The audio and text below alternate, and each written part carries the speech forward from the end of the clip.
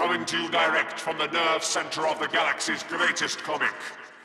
This is the 2000 AD Thrillcast.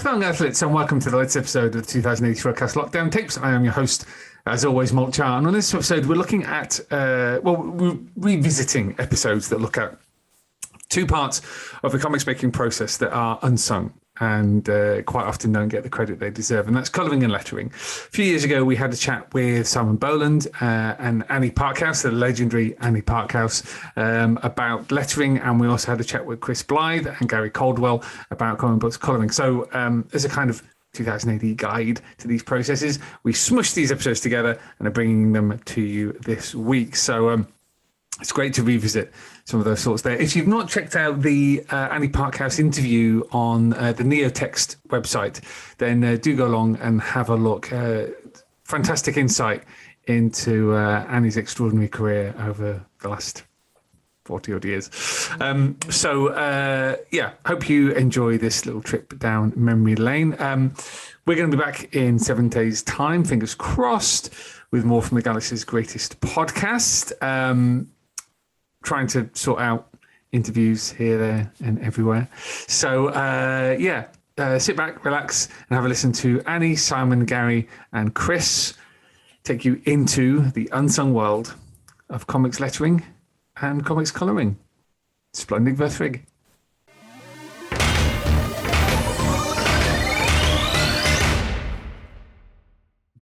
Now, unless the only comic you read is, I don't know, The Walking Dead, then you cannot escape colour in comic books. And colourists, as I said, have never been more important to 2000 AD than they have now. But the whole process has changed over the last 2 decades as physical media has given way to digital and streamlined the process to allow a far greater range of types of colouring, colours themselves.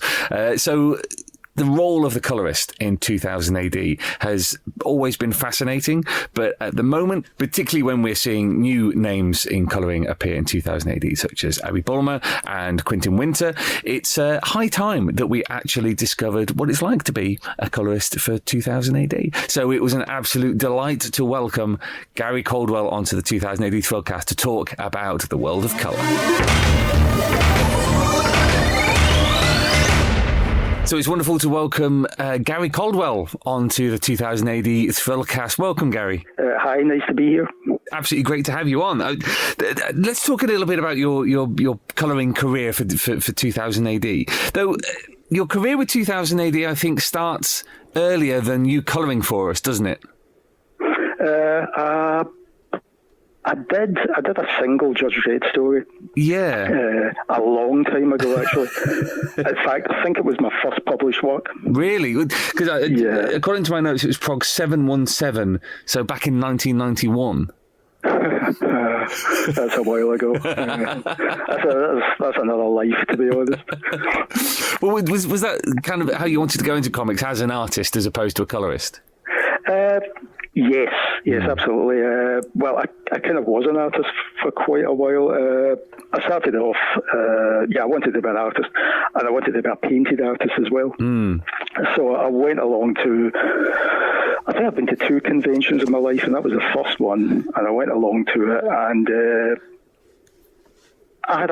was really just black and white stuff that I had, but I had a few colour covers as well, that I've done, and the kind of work seemed to go down kind of really well. I got a kind of good notice from 2000 AD. Somebody, John Wagner, I think Ron Howard was the editor. Was it Ron Howard? John Howard. John Howard. Yeah. Ron Howard's a film director. that would have been impressive. I mean, no offence to John, but Ron would have been slightly better. Yeah, I'm big in films. I tend to sort of think in filmic terms more than comic terms. Anyway, I got good notices from them, and I met there was another editor there, and basically this led to me doing a little bit of work for 2000 AD. I did a cover. I think my first printed thing was actually a cover, and then I did this this other one I did, and it was my first work, so I tend to forget about it a little bit. I don't like looking at it. Well, I mean, I was just having a look at on the computer at work, and the kind of influences seem to be the kind of Bill Sienkiewicz stuff that he was doing at the time, with experimenting with paint a little bit and with lines as well. I mean, was he one of your influences? No. Oh, really? Oh, right. Okay. What a coincidence. Actually, to be perfectly honest, I mean, my two main influences were Gary Leach and Brian Boland. Right. And I think I quite like Kevin Dolan, the American artist. Yeah. They were my two kind of big influences. I mean, the very first Judge Dredd story that I read was Night of the Blood Beast, which was Gary Leach. And that kind of made a big impression on me at the time, and I bought 2000 AD from that point on. So Gary Leach was my favourite artist. I don't think there's anything of Gary Leach in what I do, weirdly. Just quite strange. But anyway, having said that, I then went on to do a painted series for Dark Horse, which was James Bond. I did a sort of prestige format James Bond series, which was about 150 odd pages or something like that, and I painted every one of them. And also I got a bit carried away towards the end of it, because the writer, who was a guy called, I forget his name, Don McGregor. Don McGregor, he could have wrote the script in terms of a synopsis. Right. So there was no panel descriptions. Okay. So that was left up to me, and I think by the last 25 panels a page. God. I mean, it was ridiculous, to be honest. It was the folly of youth. I kind of ended up turning his kind of fairly subdued action into a kind of John Woo-esque extravaganza with kind of multiple panels all over the place, and kind of extra bits, put in extra body counts, so all over the place. And to be honest, I burned myself out on it. Right. It took me a long time to do that series, and by the time I got to the end of it, I felt like I'd spent my entire life painting comics, and I really was quite burned out. I didn't know what I was going to do next. I had absolutely no idea. Basically, I wasn't really. I just didn't really know what to do. But I kind of felt like I had kind of achieved what I wanted to achieve to a certain extent by doing this one painted series, and there was a lot of action in it, and I was kind of really into the action, and I kind of thought, well, if I get to do that amount of action again, I don't know. So I was going to, it was like a comics collective in Glasgow called Scam, and it was basically a kind of club for comic artists, wannabe comic artists, and people who just loved comics. And while I was there, I met an artist called Alex Ronald, who you'll know of. Yes, of course. And basically, they kind of knew my story, that I'd done this series, but I wasn't really sure if I wanted to continue drawing comics. And he liked the painted aspect of my work. And he basically said to me, do you want to try painting my work? And I went, okay. I've never really thought about that before. And I ended up painting a page they did, which was actually a Braveheart page. He liked Braveheart at that point. And I think he must have told me about it, but he sent it on to 2000 AD, because he was working for 2000 AD. He just started maybe about a year previously or something. Although I'm not too certain about that. But anyway, he sent it into 2000 AD. He got the offer of doing a Future Shock, and the editor, it was David Bishop, said to him, just do it yourself. And he didn't want to, he wanted me to do it. So basically I coloured up a couple of pages of it, and I got the job. Right. And from that first 5-pager, it wasn't a Future Shock. It was, at that time, they were running stories. It was like a guy in a black outfit with a black fedora hat. Oh, Vector 13. Right, he was introducing them, it wasn't Tharg at that point. And to be honest, I mean, I sent it in, and I just got work from 2000 AD from that point on. That was kind of it. Right. Because I mean, your first work in sort of the sort of late 90s, you did stuff on Nikolai Dante, and you did some Dredd as well. Were these your first kind of proper colouring jobs, and how rapidly did you adapt to being a colourist as opposed to drawing the stuff yourself? Was it an easy transition for you? Yeah, Right. it was really easy actually, because I was just doing what I was doing in my own work. And because I was so versed in painting, it was kind of quite easy just to transfer the techniques to someone else's work, and there was really no difference. So, yeah, I mean, I think the very first page that I coloured myself, I took about 2 hours or 3 hours or something like that. Right. Back then, it was slightly easier as well. There was no computers. Well, certainly I wasn't working on a computer, Right. and so I was airbrushing everything. I would basically get the pages in, I would photocopy them, I would then glue the photocopies to a board, and I would then cut masks. I would get multiple photocopies of the pages and cut masks from these copies, and I would just lay it over the artwork and then just paint everything. And the thing was, you couldn't go back. Right. You know, when you could have airbrushed it, that was it, done, and you just had to work with it.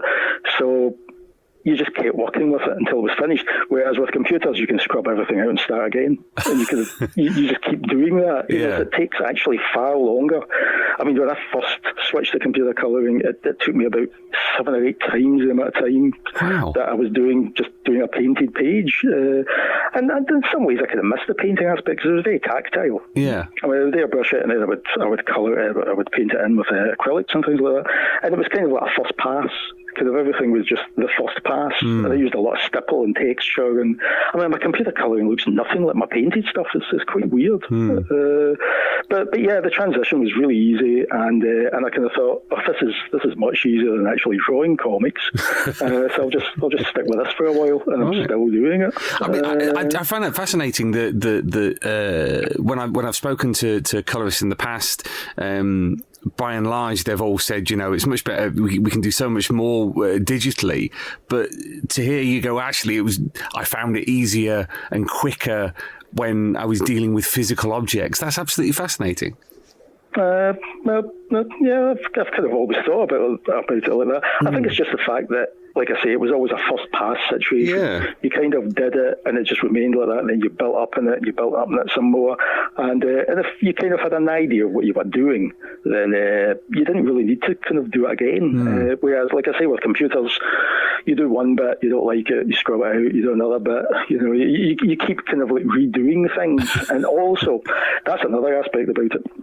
Also, with the painted stuff, it remains the same size. You can't blow it up.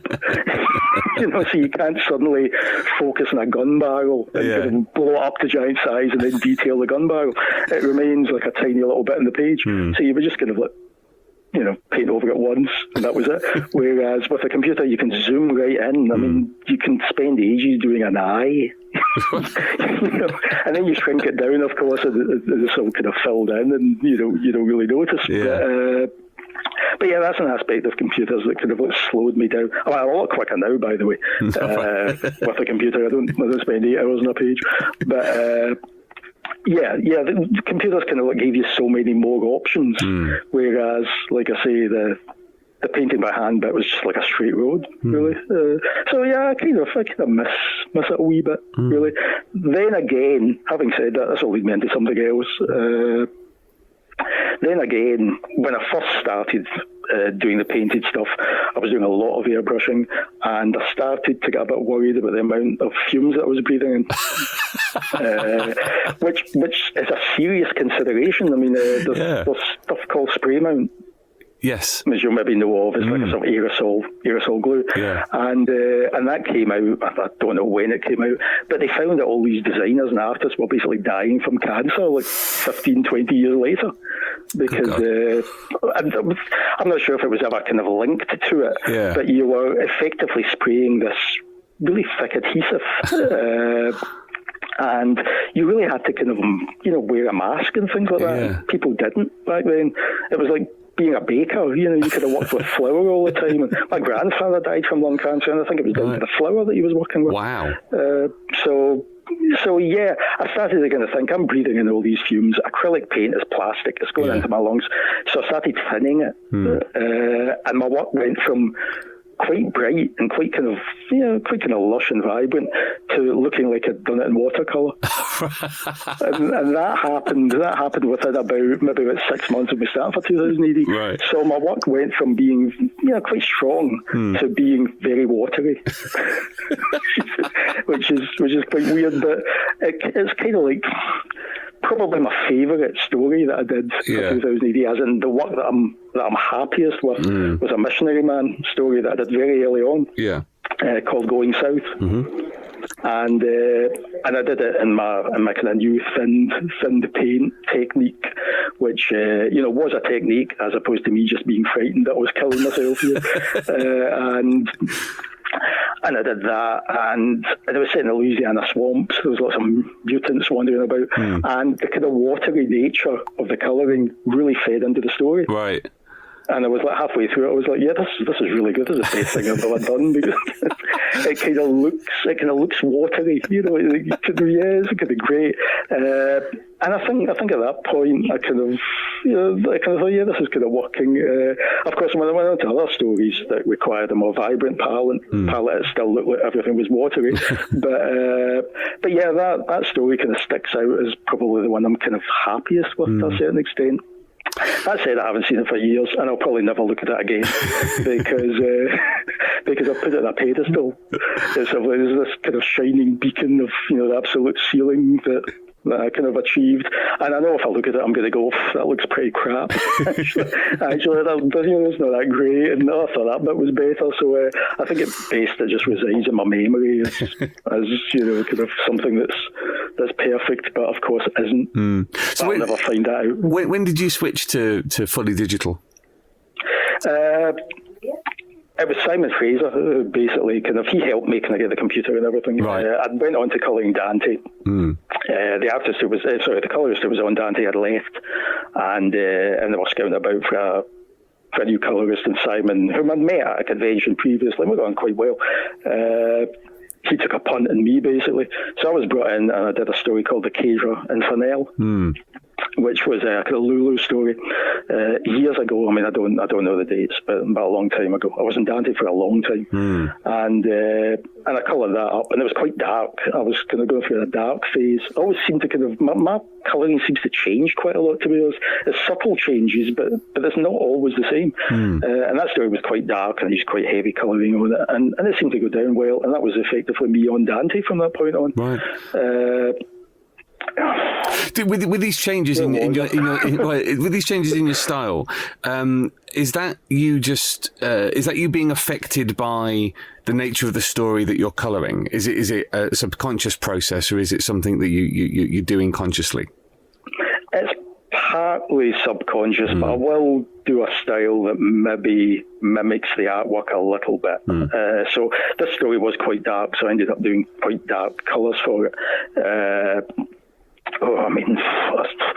An Aquila series that I did with Patrick Goddard, I decided that for that one I would use minimal airbrushing, and I would effectively tone it. It was very detailed, but it was flat toning. It looked like an anime, effectively. It was that kind of style, and I only airbrushed the backgrounds.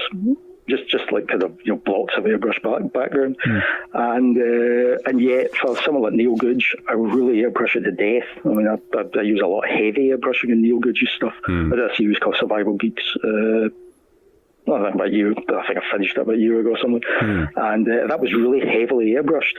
So a lot of the time it's a combination of the two. It's a combination of kind of flat-toned colouring and airbrushing for certain sections. Other times I just go all out and airbrush everything.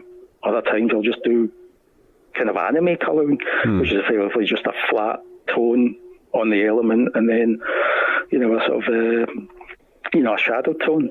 So yeah, I think it's kind of half and half. I do make decisions as to what technique I'm going to use, but you can tell it's me. Because the colour, the palette remains the same. So even though the technique, that's something that computer colouring brought in as well. It brought in technique very much.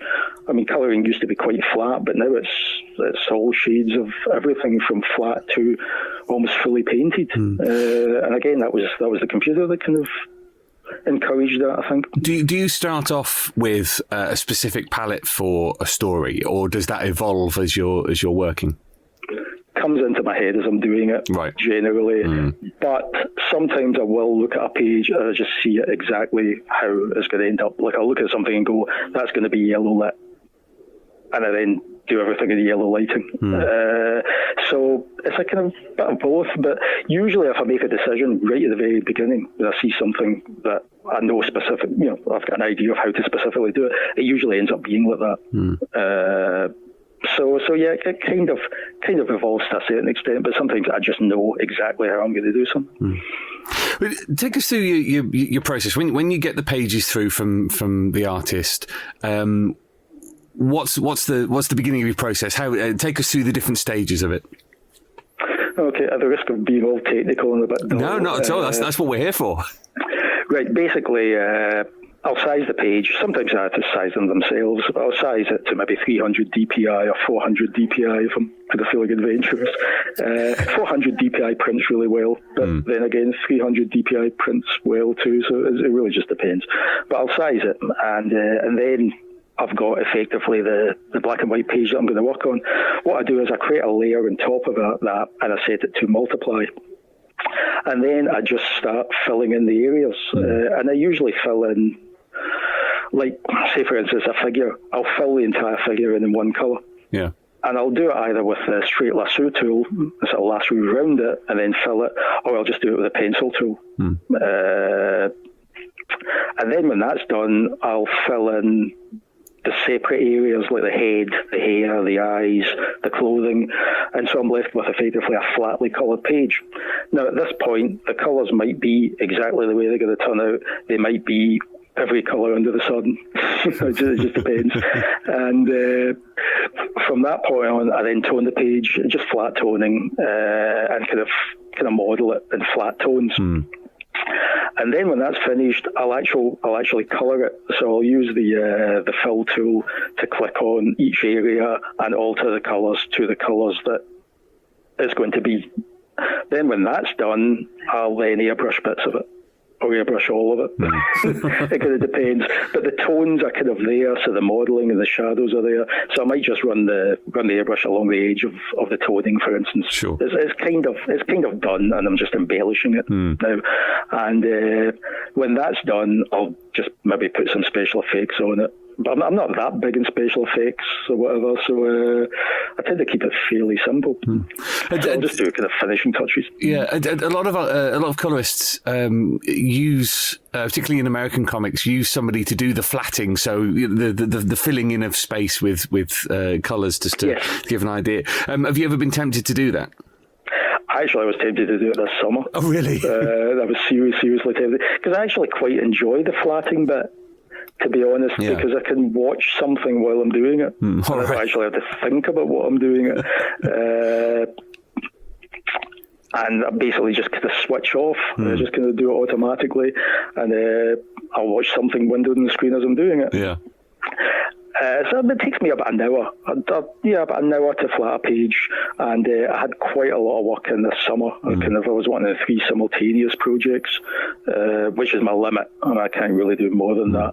And I did think at one point I should maybe get somebody to do this bit, and that would cut out a bit of time. But I ended up I just did it myself and spent extra hours doing it, really. Yeah, I can understand. Maybe 22 pages. You're doing 2 books or something like that. You get 20, maybe 40 pages a month. You would have to draft somebody in to kind of help you with it. Well, how long on average does a page take then? Oh, it depends. Right. I can do Simon Fraser's pages really quickly. I maybe shouldn't say that, but I've had a long association with Simon, so I can literally colour his work in my sleep. Right. Not literally, but yes, Simon's pages. I'm so versed in colouring Simon's work that I can do that really quickly.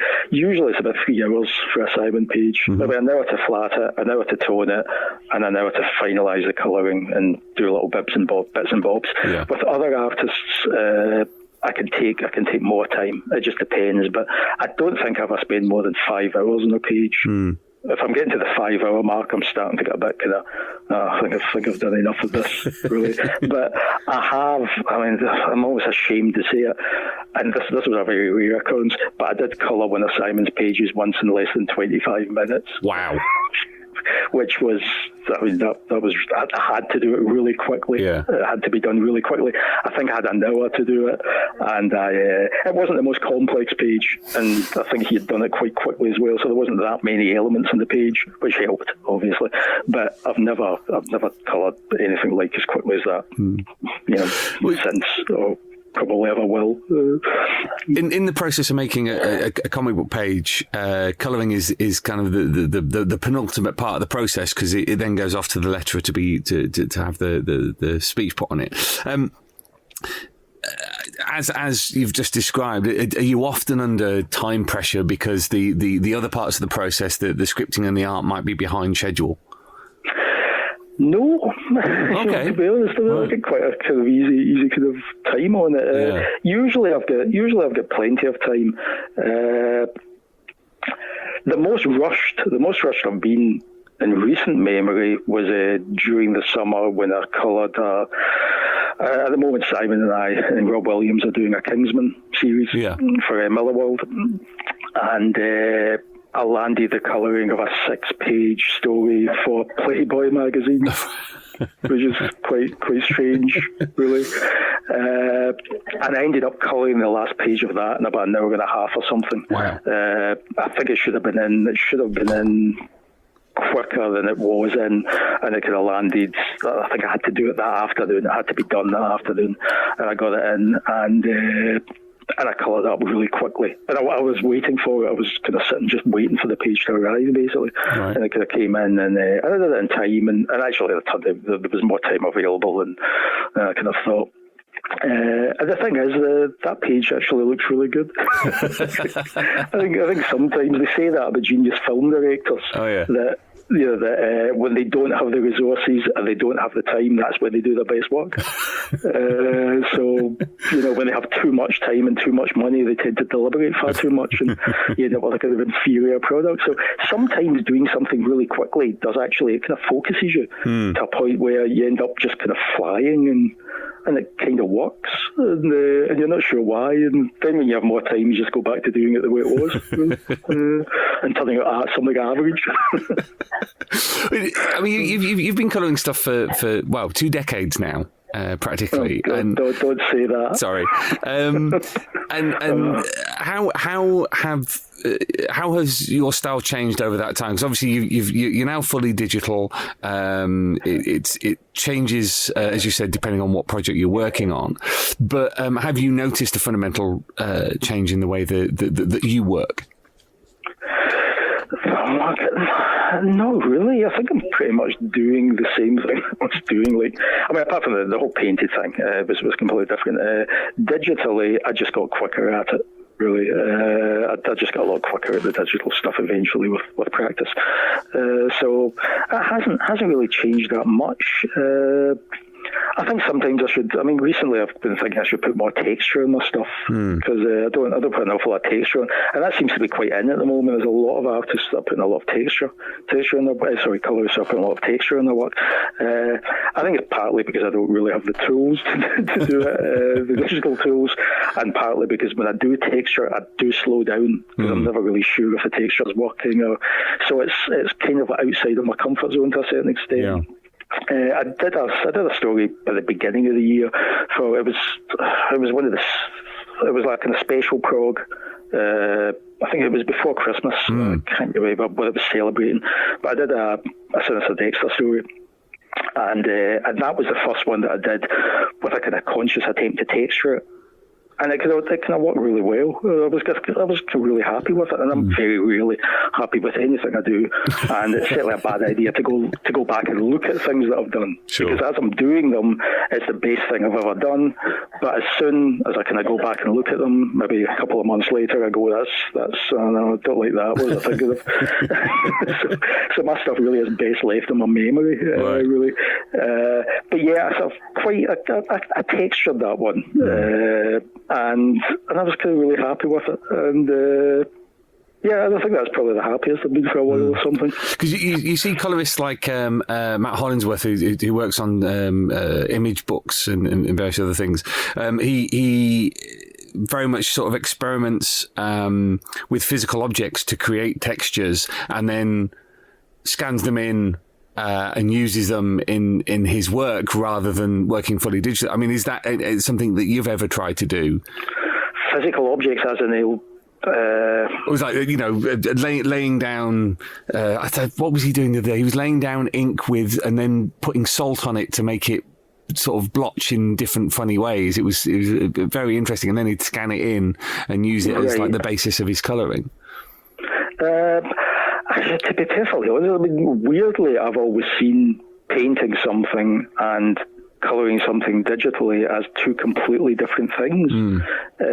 So I've never really thought to kind of scan in actual painted textures, which is something you could do. But it's been so long since I've painted anything. I mean, I literally just stopped painting when I switched to digital. Okay. So the kind of physicalities of kind of doing all of that would be quite strange for me. So no, it's not something I've ever really considered. It's interesting though. And is remaining a colorist is continuing in the mode that you've reached now, what you want to continue doing? You've not had any sort of calling to go back and do another 180-page graphic novel fully painted? Oh, I don't think anyone would want me to. I haven't drawn for about 20 years. Wow. I think stick men would probably be the kind of pinnacle of my abilities at the moment. No, I never did. Very occasionally, I would get the notion to maybe do a cover, maybe just draw a cover and ink a cover and then colour it. But I kind of never did it. Partly because I don't know how it would turn out. It might turn out awful, and if I sent it somewhere, they might look at it and they go, "Yeah, that's all crap, but the colouring's good." So I'd be back at stage one, and my ego would be bruised, and think, "Oh, I'll just stick to colouring. I might as well." So no. I mean, I've been doing it so long now. I don't know what I would do if I wasn't doing it, which is quite frightening. It's pretty frightening. So yeah, no, really. I guess I didn't love drawing as much as I maybe thought I did. Right. I would explain it like that. I guess I probably liked painting more than I liked drawing. Okay. Which is why I don't miss. I mean, I don't even doodle. Right. It's quite weird. It's quite strange that I kind of just stopped doing it full stop, and that was that. I never went back to it. In terms of, I mean, you've partly answered this question already. Your favourite artists to work with. You've mentioned Simon Fraser. Is there anybody else you particularly enjoy colouring? I'll be kind of honest. Because of the process that I use, artists tend to be kind of the same. I'm using the same process, even though the technique might differ. But I'm using kind of the same process, so I kind of quite enjoy working in. I mean, there's a certain standard, there's a certain kind of professional standard of comic art. So all the artists are good, So I wouldn't say there was one that I kind of liked over another one, if you know what I mean. It's all about storytelling. It's all about somebody, sort of telling a story. So yeah, I mean, I like Simon's art because I have this kind of close association with him, so he's kind of always buzzing about in my head. But yeah, I can't say I really kind of disliked working in any other artist. I kind of quite like working in all of them, to be honest. Nobody's kind of springing to mind that I prefer over another, if you know what I mean. Sure. You mentioned one word there that I was going to come on to, which is storytelling, and I wanted to get your view on the colorist's role in the process of storytelling, because obviously the artist is laying down the action. They're animating the characters on the page. How important is it for storytelling, for action, for mood, for atmosphere, for the colorist? I think that black and white artwork can be. I mean, I think black and white exists in its own kind of level. Colouring brings something else. Some artists probably are better in black and white than with colour slapped all over them. But I have such appreciation for my craft having a colour slapped all over them. Anyway. The colouring can certainly bring a lot of mood and atmosphere, and I can only really talk from my own kind of approach, but what I tend to do is, I don't know, other colourists may do this as well, I'm a very literal colourist. I tend to colour things as they are. I'm not kind of prone to flights of fancy with the colouring. So there's generally a kind of realism there. But to counter this, and I've always done this intuitively, I'll occasionally go quite abstract. So I'll do a lot of single coloured panels. And the colours that I use are usually tied into the emotion of the panel. So, for instance, a simple one is red. If somebody's angry, if there's a kind of act of violence, if there's danger, then I'll tend to colour these panels in red, just to highlight the emotion. If do you see what I mean? To kind of highlight the emotion. If somebody's feeling kind of very down, I'll colour them blue. I used to colour the entire panels, like that. Now what I'll do is I'll maybe colour an element of the panel. So say, for instance, somebody's depressed and they're in the foreground and somebody's talking to them in the background. I'll colour the depressed person in the foreground blue, but I'll colour the rest of the panel normally. Yeah. So it kind of adds a kind of abstract element, and I did that quite a bit in Dante, and I still do it. I just have to watch that I don't do it too often. I think in a 6-page strip, I'm allowed to get away with one red panel, and it's a 22-page one. I'll maybe do 2 red panels. But these are the panels that when I look at the art, I just see them immediately. I go, that's a red panel. Sure. That's a blue panel. That's a green panel. That's green for fear. That's, so I think I tend to tie it into the emotion that's going on. It's certainly a storytelling tool in terms of you can make something on a panel pop out more than other elements in the panel. So you can sort of draw the eye to a particular area of the page that's important, maybe more important than other sections of the page. And you can certainly do that. And certainly coloured lighting. I do more coloured lighting now than I've probably done in the past. And coloured lighting kind of adds a kind of another dimension to it. But the coloured lighting things tends to be, if it's a war room, I'll colour it red. Sure. See what I mean? Sure. If I'm trying to evoke a kind of atmosphere of terror or whatever, I'll do green lighting. So yeah, things like that. And I think that does heighten the mood and certainly the atmosphere. You can certainly heighten the atmosphere, and I kind of weirdly kind of lurch from very subdued, sometimes quite vivid. Again, I've never thought so much about my colouring, to be honest, as I've thought in the last half hour. I kind of lurch from sort of very bright, sometimes to very subdued. And that's a kind of weird duality. My stuff sometimes used to be really subdued, and then I tried to kind of consciously brighten up a bit. And now I've kind of hit this balance where you can give these really bright scenes coexisting with quite dull, subdued scenes. And certainly the kind of the more subdued approach can be atmospheric. Bright stuff is less atmospheric, certainly. I remember I did a Judge Dredd story for the magazine once, maybe within the last couple of years, and it was quite a kind of crazy kind of story. I decided to colour it kind of really brightly, and that was like a conscious decision to colour it brightly. And eventually, when I saw it printed, I kind of needed sunglasses to look at it.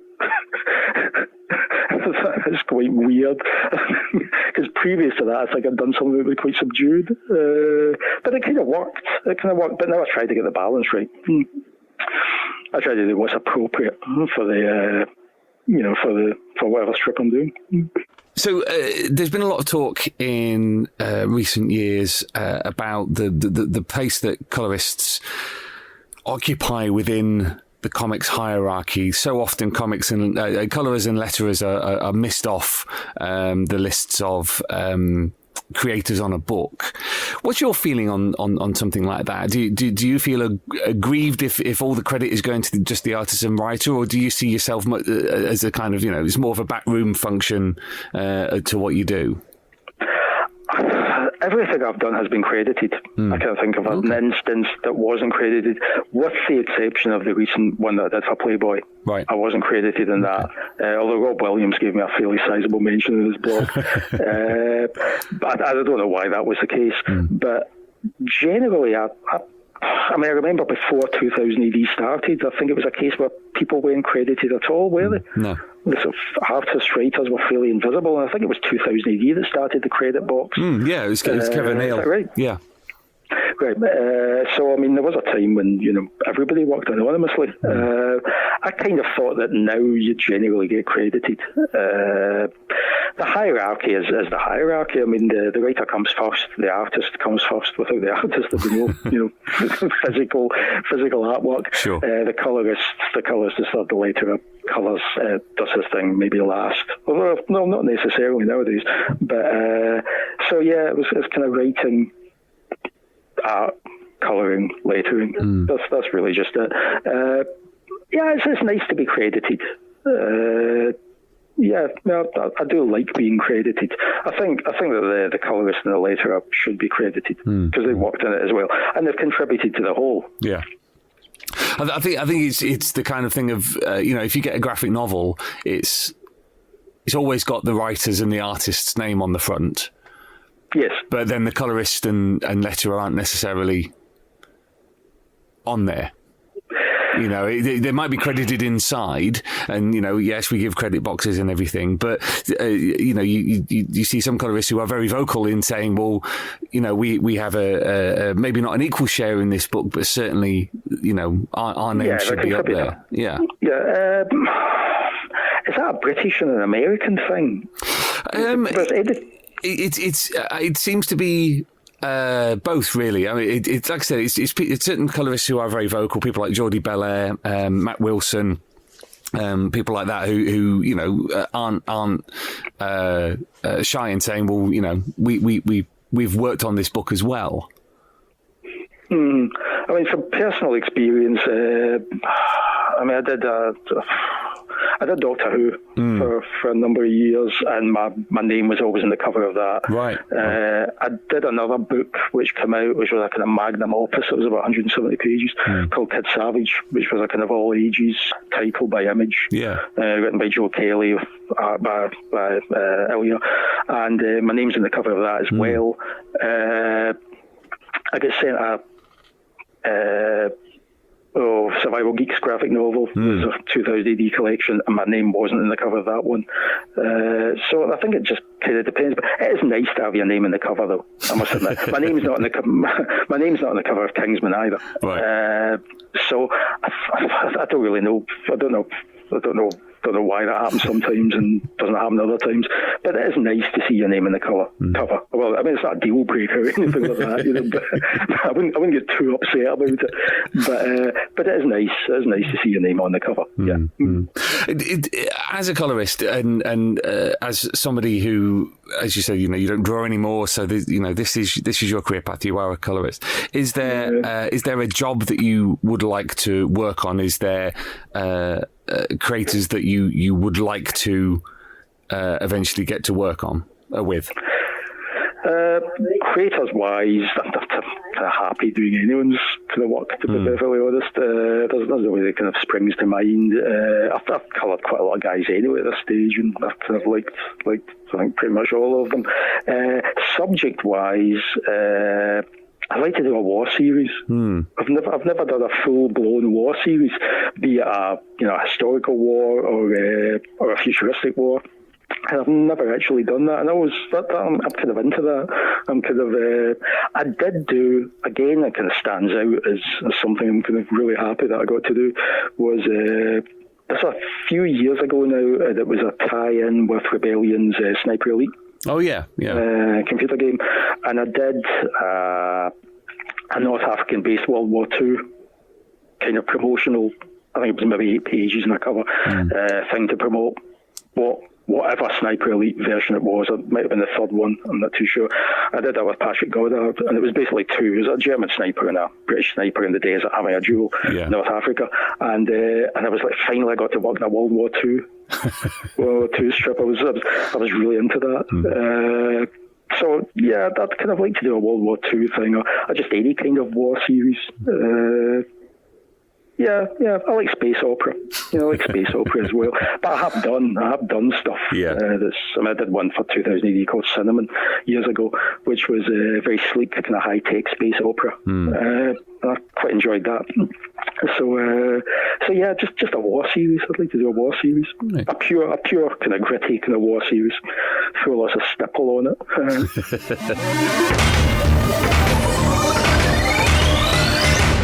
Great stuff from Gary, and thanks very much to him for taking the time to chat. Now, the usual colorist on Judge Dredd is one Chris Blythe. He's been working for us for pretty much the same amount of time as Gary has, but different styles, different strips working on, and I'm very pleased to welcome him onto the Thrillcast to chat. Welcome, Chris. Hello. Your first credit in 2000 AD is what, 1999? Possibly, yeah, that sounds about right. I have you down for a pulp sci-fi Chimera Canyon, prog 1127. It might have been earlier than that. That would just be sort of quickly flicking through the archive. I'll take your word for that. Okay, well, tell us a little bit about A, how you became a colorist, and B, how you ended up coloring for 2000 AD. A, by accident, and B, by asking. Right. It was. I was an illustrator, a cartoonist, and computers were just sort of coming into the fray more and more, and becoming. Photoshop was in its fairly early incarnation. I suppose it was number 3 or possibly 4. I don't know. It was quite early on, and I had started mucking around using it to color my illustrations, basically, and I think I was moving somewhere, and an old copy of one of the old black and white 2000 ADs was kicking around, and I just sort of looked at one and looked at the other and thought, I could probably color that with using a computer now. So I scanned in an old, I think it was an old Rogue Trooper or something like that, and just sort of figured it out from that, not knowing that there were a few people doing it already, and sent it in to the then editor, who was Dave Bishop, I think. And he gave me that Pulp Fiction as a trial off the back of that, and then it just took over everything. And it was never meant, it was kind of meant to be just sort of a little stopgap in between things, or a little bit of fun, a little bit of mucking around. And it just took off. I just sort of, I guess I was at the right place at the right time, because computers were really coming in at that point. And it does make things so much easier, having things on computers and being editable and so on and so forth. But yeah, that's how it happened. Okay, let's sort of take a step back from that. You were already an illustrator. What kind of things were you doing, and how you got into that? I was doing mainly sort of cartoon illustrations for publishers in London, Hodder and Stoughton, mainly. Again, that was just sending in portfolios over and over and over again, as young artists have to do. So I was quite young then, and I was doing a strip cartoon as well that was syndicated around newspapers up north in the UK. I was pretty much a cartoonist, and then it changed. You've mentioned there one thing we were just talking to with Gary about colouring with a computer is just coming, because he started off as doing painted comics, and then moved into doing colour, and then moved into digital colouring. In terms of the ease of colouring and your own experience with it, has it always been an easy process, colouring with a computer? Early on, yes and no. You have the advantage of Control Z. You have the advantage of being able to undo things. But in the early days, computers just weren't very powerful. So it actually, it took quite a while for it to render certain things, or it took quite a while to save a file. Now it's instant. You press save and boom, it's gone. Even really, no matter how high resolution they are. But back in the day, you'd see the little status bar crawling along the screen like a wounded dog, and occasionally freeze halfway across. And that's when some choice words would be used. And computers were expensive back then. I remember buying my first sort of vaguely big machine, which was it had a gigabyte of RAM, which was unheard of in the day, and it cost £4,000. And even then, a gigabyte of RAM is nothing today, and it wasn't particularly enough to sort of cope with the larger files. If you have a lot of layers running, it would certainly struggle a little bit with that. So in the early days, it was a blessing and a curse in terms of just the hardware. it wasn't particularly reliable or fast, and not like it is now. And the software was much more basic. Photoshop was much more basic than it is now. In terms of like the brushes you can get now are really rather lovely. You can do all sorts of things and make it look like real media, but back then you couldn't, and there were other programs that we would use to do it, which were even more temperamental. So it was a brave new world. Fraught with pitfalls. Because you started on Dredd around about the time of Doomsday for Dredd, and at that point there'd been this was sort of the colour change in 2000 AD was already underway from traditional to digital, and there were some hits and there were quite a few misses. What were the kind of, aside from things like the computers not necessarily being powerful enough, what were the pitfalls at the time that people often fell into? Because I remember a lot of very shiny colouring back in the 90s. Van art, they call it. It's like the 1980s van art with airbrushed on the side or at fanfares and stuff. It's called van art. It's pretty hideous. So you pretty much highlighted it there. It's being given a magic box of toys to play with and wanting to play with all of them, and not realizing that you really shouldn't. So you've got lens flares, for example. Oh god, awful. Lens flares, just filters in general, bad. Just using photos as well, photo bashing, that's called, where you just lob in a photo of a sky in the background or a sunset or something. Still happens. Still see it, but it's pretty jarring. It doesn't suit line artwork very well to suddenly use these things. Sometimes it can work, if you're very, very careful with it, but early on, because you could do it and you could just do it very quickly, and it was just so magical at the time. It's like, look, I've done a lens flare. And no one turned around and said, why? What were you thinking? That's terrible. Because it was like, oh, that is exciting, but it's a bit like in Hollywood at the moment. They love their lens flares, and I just don't understand where all these light sources are coming from. It's like, where'd that come from?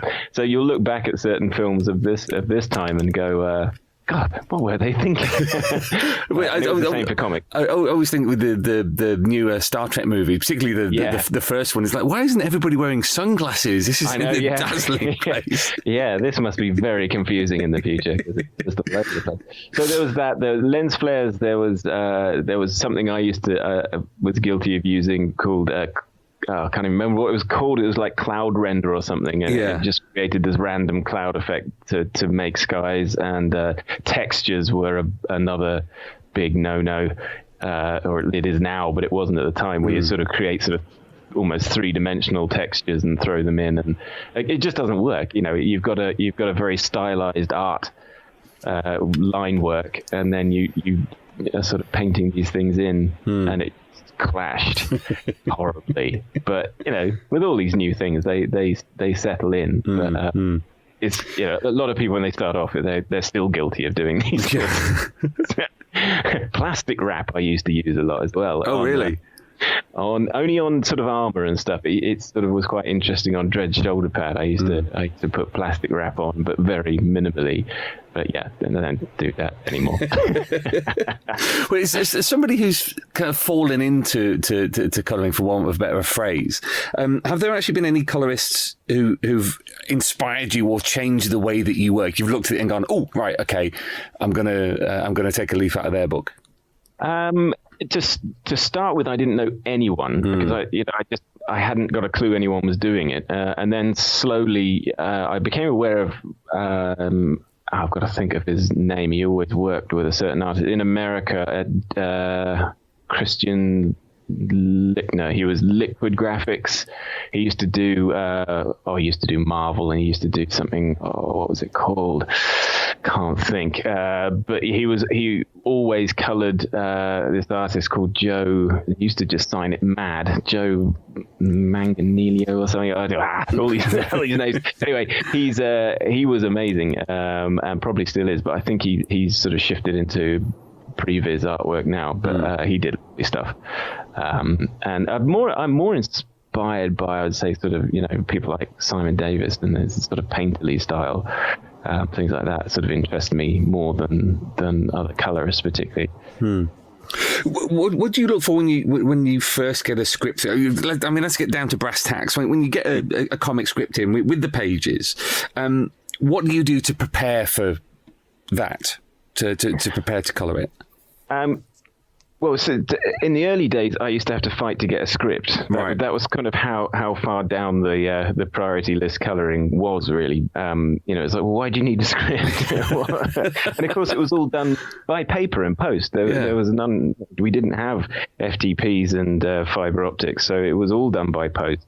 But you need to know what So the first thing is to read the script and look at the pages, so you know what's going on. I used to get it what they call flatted. So you just have flat colours put down, which you then use as masks. I used to have that done for me by guys in America back when the exchange rate was a bit better. And it made financial sense to do that. Yeah. But since then, software has kind of been developed to kind of help you do that. It's certainly not perfect, but it saves you a lot of time. There's a flatting software out there, which is takes a bit of getting used to, but is what I use now. So I don't particularly use flatters anymore. But that's the first stage, to get it flatted out in big, bright, bold colours that are just purely used to select and mask. And then I tend to just lay a colour over the top of it, as you would if you painted. You'd sort of do underpainting, and that just gives you a way of looking at it. So you're not looking at lots of blocks of bright color, which is confusing, and it's really difficult to sort of get any kind of story out of it. So I put a sort of underpainting color on there, and I'll just work into that. I'll sort of chip away into that, which is probably a bit different from how people do it. So I do the pages as if I was painting a real picture. Okay. Which is it leads to a narrower use of color, because that's sort of another, I think, sin, is this sort of overuse of color, because you can have any color in the world and you can mix it instantly, and anything can go over anything else. So when you used to have to do it by watercolor or whatever, you'd have to go light to dark, and you don't in a computer. You can go dark to light or whatever, and fluorescent and God knows what. So there's no limit, and a lot of pages just come out like a candy box. It's like, whoa, God. So doing it that way, it tends to limit how many colors you use, which is I find much more effective and easier on the eye. So in terms of a specific palette for starting off, is that something you prepare, or is it, because Gary was saying that for him it kind of slots into place as he's doing it, but I know colorists who go, well, this is the tone of the story, this is the palette I'm going to use. Yeah, I don't think I would lock it. Yeah, I think I'd be more like Gary there. I wouldn't lock it down early. It does tend to morph as you move on. I tend to look for the money shot on the page or the episode, which is the real kind of boom image. Yeah. And go for that first, partly to give me more time to work on it, because that will be the thing that people look at the most, and partly because that will establish the color palette kind of quite naturally. It would just come out of that. And obviously you have indicators, like if it's a big action shot and explosions and gunfire and all that, that's pretty obvious how it's going to look. But scenery shots, I've just done one with Colin Wilson, which is all set in the snow, and that I took a couple of passes at that to get kind of a good balance and to get colors into the snow. You're such a limited palette already, because you're in a whiteout, and so I get a lot of reference shots, just on Google Images, and have a look. And the other thing I do, which is really useful, is to take screen captures from movies. Okay. If I'm looking at movies, and I see something that I like the look of, I'll take a screen capture of it. So I have folders and folders and folders of movie screen captures. So quite often I'll just look through that and when they're all thumbnails, you get just sort of a general impression, almost, of a comic book page. You can look and go, oh yeah, that would look for that. That would be a good look for this. And you can literally just sort of throw that underneath a comic book page and sort of, blur it and get an idea of what that palette would look like underneath. So that's a really quick way of getting a fast fix and go, well, will it work with these colors or will it work with those colors? Which is quite a good shortcut. Wait, how much is palette important to the mood of something? Because just talking to Gary about storytelling and how color can aid storytelling as opposed to just being, a very functional thing. How important is it for you that the color contributes to storytelling rather than just being a kind of straightforward thing? It is. It is important. With certain characters or certain franchises, you have to be a bit careful of, they want their colors to be, remain the same, and they have Pantone colors and all this that you have to follow, so you're a bit limited. But yeah, I mean, that's why I do that approach of having of chipping into a background color is not to just, you don't just go, okay, Dredd's got his uniform is this color and therefore that's what it's going to be. It depends where he is, how he's lit. Is it dark? Is it light? What's affecting his uniform? A lot of things reflect off it. It's and that's outside of comic books. That's what I'm involved in TV and doing a movie at the moment. Okay. Is they do color scripting, which I think is something that was sort of pioneered by Pixar. So they're, instead of just storyboarding, then take the storyboards and do a color script, and that's when sort of the emotion and the journey is told with color palettes throughout the movie. So you have your midpoints and your Dark Night of the Soul and all this kind of thing, and it is completely and utterly dictated by the colors used, and it's quite an involved art form. So it sort of subconsciously comes out in comics anyway. I think it's really important. I think people are getting better and more literate in these sorts of things as colors become a more important thing. Because in the old days, of course, you couldn't afford to have everything color. You used to have 2 pages and the cover. That was it, and now everything's color, so it's become a very important thing. So this is interesting. That's something that this is work that you've found in another industry. Has this come because you are a comic book colorist? Yes, I suppose it would. It came off the back of a Doctor Who thing I did last year, part of an animation thing, and so it I guess my comic book work has been like a 20-year apprenticeship. A very useful apprenticeship, but I'm still very, very involved in comics. So there's lots of projects going on all over the place, but yes, it's quite a new thing within the movie industry that they want to because it's with CGI films they do this with. Because everything is built from scratch and lit from scratch and so on and so forth. So it's a way of prevising the lighting and the mood of a scene by taking certain parts of the storyboard and painting them up, as I would do a comic book frame. It's a very similar process. Okay, there's quite a few, particularly 2000 AD artists involved in the film industry now. Chris Weston, Jock, obviously, a few others. This isn't something that I was aware that actually happened. So the idea that there's also 2000 AD creators working in yet another sector of the sort of TV and movie industry. I mean, that's absolutely fascinating. Yes, we're allowed out into the real world sometimes. Unleashed on the general public. Well, it's kind of, I don't know, almost like the continued kind of infiltration of the real world by comic books. That, all these skills that people have been working on for their entire careers, all of a sudden the rest of the world's kind of waking up and going, oh, you're really useful. Yeah, well, I think what's going on in Hollywood probably helped that transfer of talent over, because it's almost entirely run by superheroes now.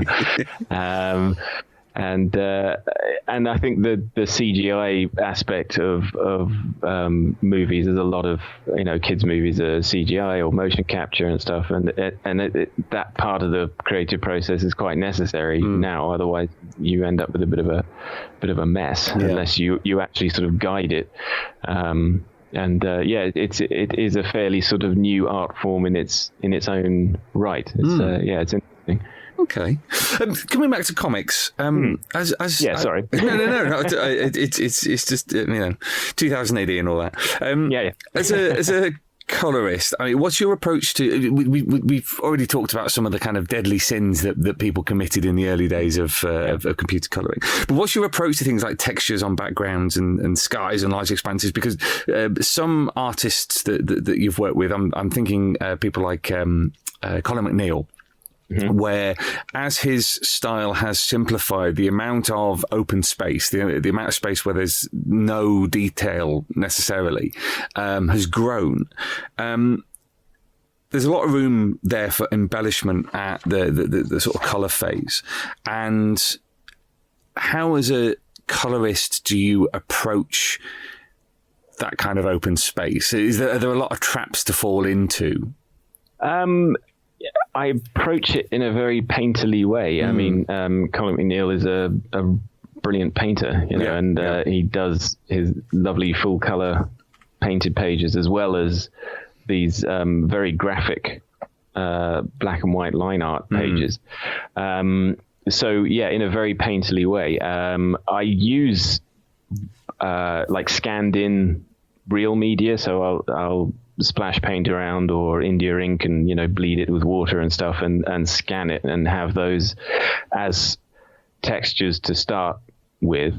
But also Photoshop's brushes are very good at emulating paint now, which they never used to be. I used to use a program called Painter, which did a good job as well at doing sort of oil paints and watercolors and stuff within the computer. I will paint backgrounds. I'll paint skies. I'll paint snow or whatever is needed, because that works well with line artwork, where opposed to sort of shoving a photo or something behind doesn't.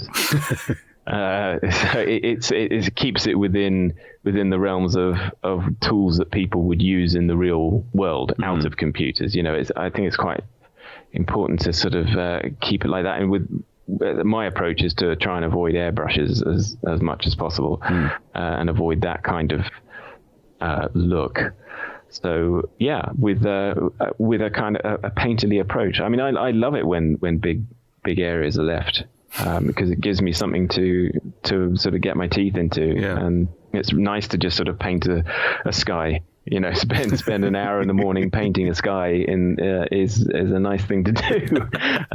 So I appreciate it when they have the confidence to do that. And other artists I've worked with have sort of asked that question. What do you want me to do with this bit? Do you want me to draw some stuff in there, or should I just leave it for you?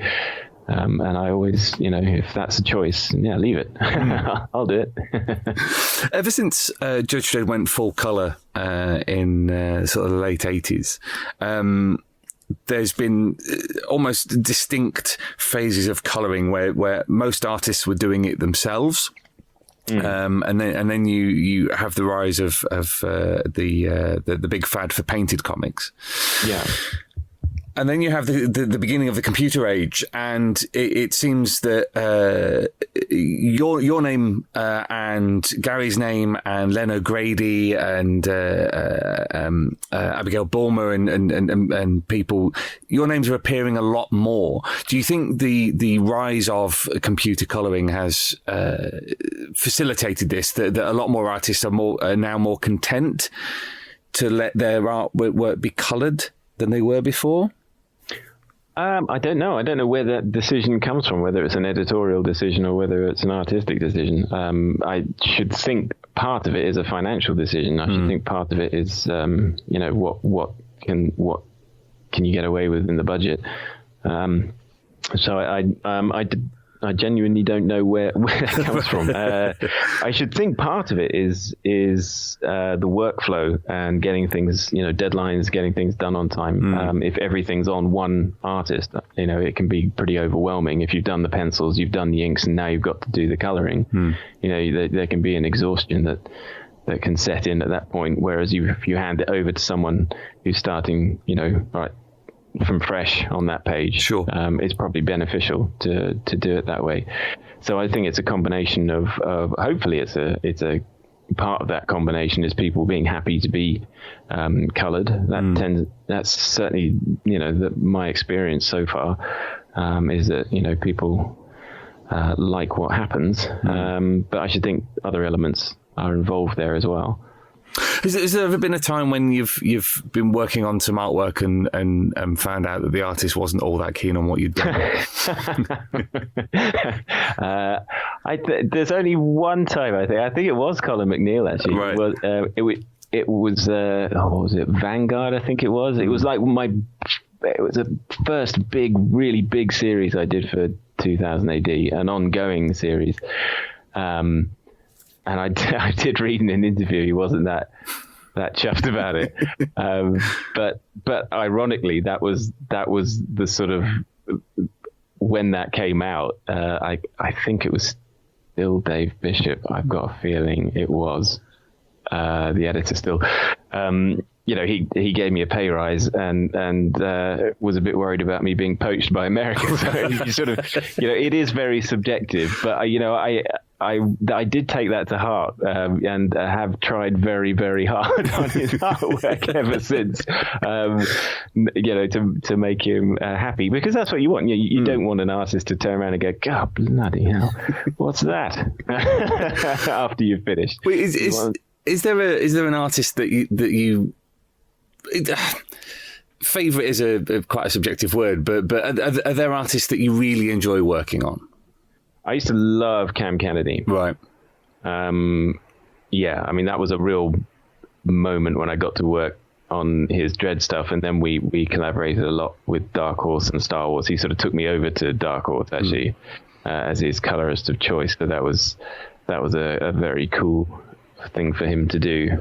Cam Kennedy, because he was a favorite when I was a kid, loved his artwork. So to collaborate with him was great. I mean, just about everyone in 2000 AD, there's such a strong group of artists, but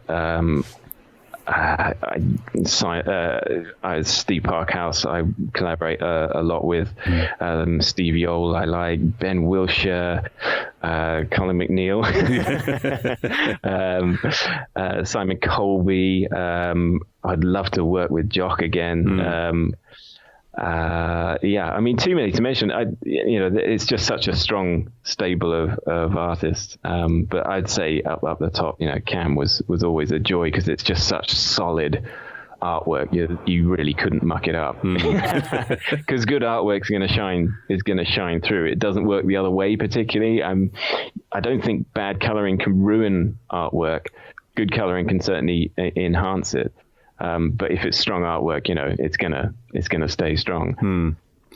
It's interesting you mentioned so many people there, because I mean you've been colouring Judge Dredd for the best part of 2 decades now, on and off.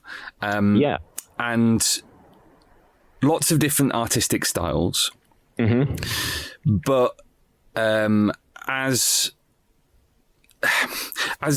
a regular colorist, is there a palette that you stick to with Dredd? Because it seems in the last decade or so, the way that Dredd has been colored, it's not realistic is the wrong word, but it's not it's not over the top, it's not garish, it's slightly subdued.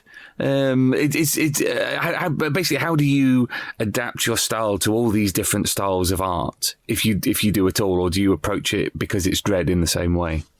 No, I changed quite a bit, but it's probably only things that I've noticed. But I mean, there are certain approaches that just don't suit certain artwork. It's such Mike McMahon was a good one recently. He's really tricky to color because he's, as stylized as you can get. And, he's also, he's such a famous artist within the canon, isn't he? And he doesn't crop up that often anymore. So to color him I can't remember what story it was quite recently it appeared. I took a couple of goes at it because I just couldn't get it right. And sort of a traditional comic book approach, and I have seen him sort of colored before in quite a sort of traditional computer coloring way, quite modeled, quite airbrushy, and it just didn't suit it. It just didn't work because he's so stylized.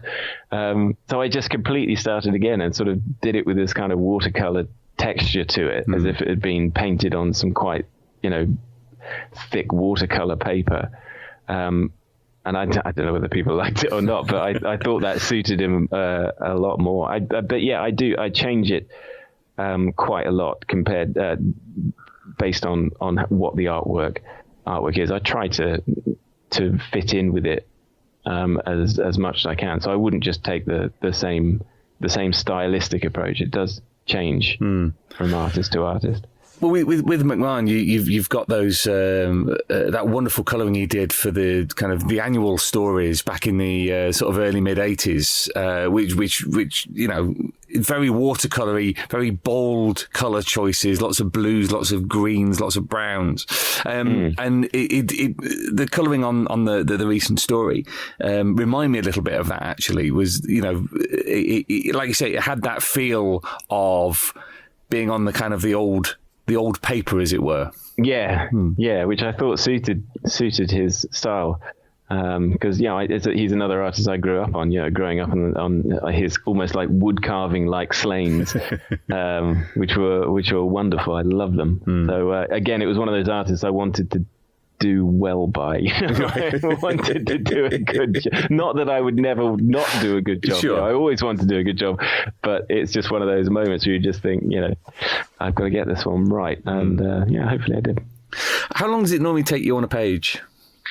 That's a good question. It depends on the artist, but I normally work on anything up to sort of 6 pages per day.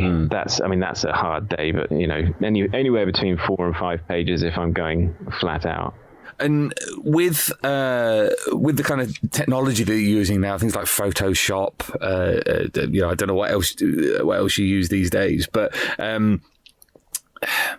one thing that Gary brought up was that he felt that certainly when he began with computers, it took him longer to colour because all of a sudden there was this infinite choice that he had. Whereas when he was working physically, you get it down on the page and once you've done it kind of thing. How do you kind of juggle that kind of, I could do this however I want. I could do it, there are X number of million Pantone colours that I could be using for this. How do you kind of focus it down and streamline that process? Deadlines. Pure and simple. I'm a kind of child of like the Ron Smith school of working in this industry, and that is, you have your deadlines and you sort of work back from that. How much time have you got? And again, like I was saying before, you choose the pages that have got the most, wow factor, and you start there.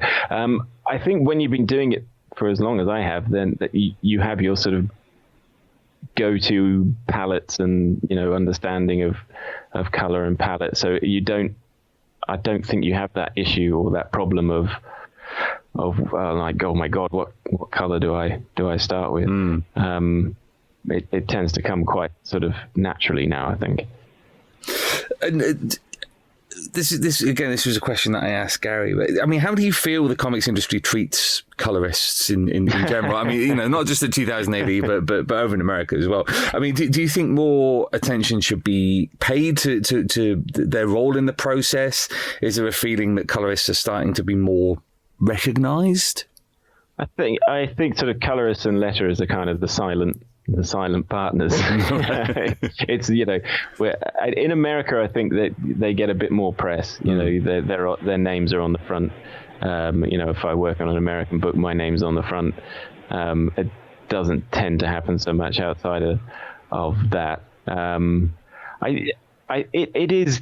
I think at the start it was very much colouring is just an afterthought, and I always tried to sort of get involved a bit earlier in that, especially with artists that I knew. We'd sort of try things and collaborate a bit more. You know, I'd get in touch with them and talk to them about it while they were drawing the pages to try and just try new things. Steve Yole was always really good about that and really good at trying new things. I think it was a Pussyfoot 5 story.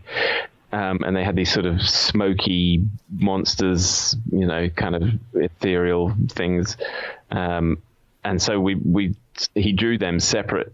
And then I sort of scanned it all together and put it all on different layers so I could muck around with it and, you know, get these smoky effects without ruining the other line artwork.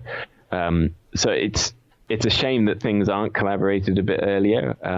Partly, and you know, we could save the artists a lot of time.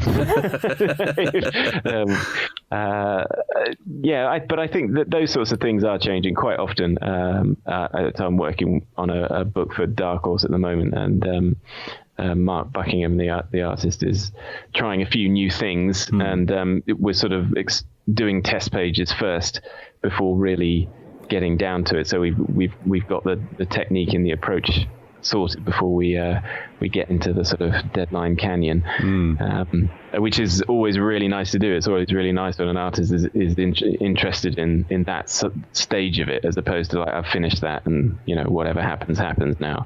You know, they're more invested in it, and that's sort of happening more and more. And it happens, I don't know whether it happens more in America or not, but it is happening more in general, you know. And in terms of where 2000 AD sits within your work, is it still kind of like the core book, one of the central pillars? I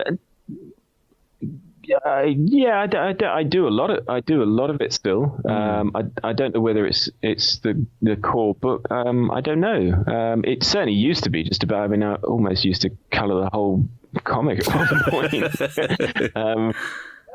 So I don't do it as much as that, and you know, so I've diversified a lot, and I work for quite a few American companies, Boom and Dynamite, and I've just finished a Dynamite series with Andy Diggle, the James Bond books. I'm just starting another one with Dark Horse. I just think it's probably, amongst the comic book work, it's probably a little under half of what I do, I suppose. Sure. It's quite an important half. You know, I have talked to the editor and said, you know, talked to Matt and said, you know, I will always say yes. So, you know, don't think that I'm not around for it, because I enjoy 2000 AD, partly because it's just so, as you say, it's so varied. You know, every week it's a different artist, even though I am basically, you know, doing Dredd. It's so different each time. So it stays fresh in that way. And it's fun. You know, I like it. I grew up on it, and my kids read it. So it's kind of it's a good thing to be working on, because they get all the copies. And as colorists begin to have a bit more of a profile, a bit more of a voice, you know, there are various leading colorists, particularly those who work for Image, who are very vocal online about, you know, having a profile and everything. If somebody decided that they wanted to get into colouring comic books, what would, as somebody who kind of fell into it, what would be your advice to them for beginning or honing their craft? I think the best colorists come from an art background, which might sound a bit of a daft thing to say, but the best colorists are artists in their own right. You know, people who can draw well, because you need an understanding of light and form.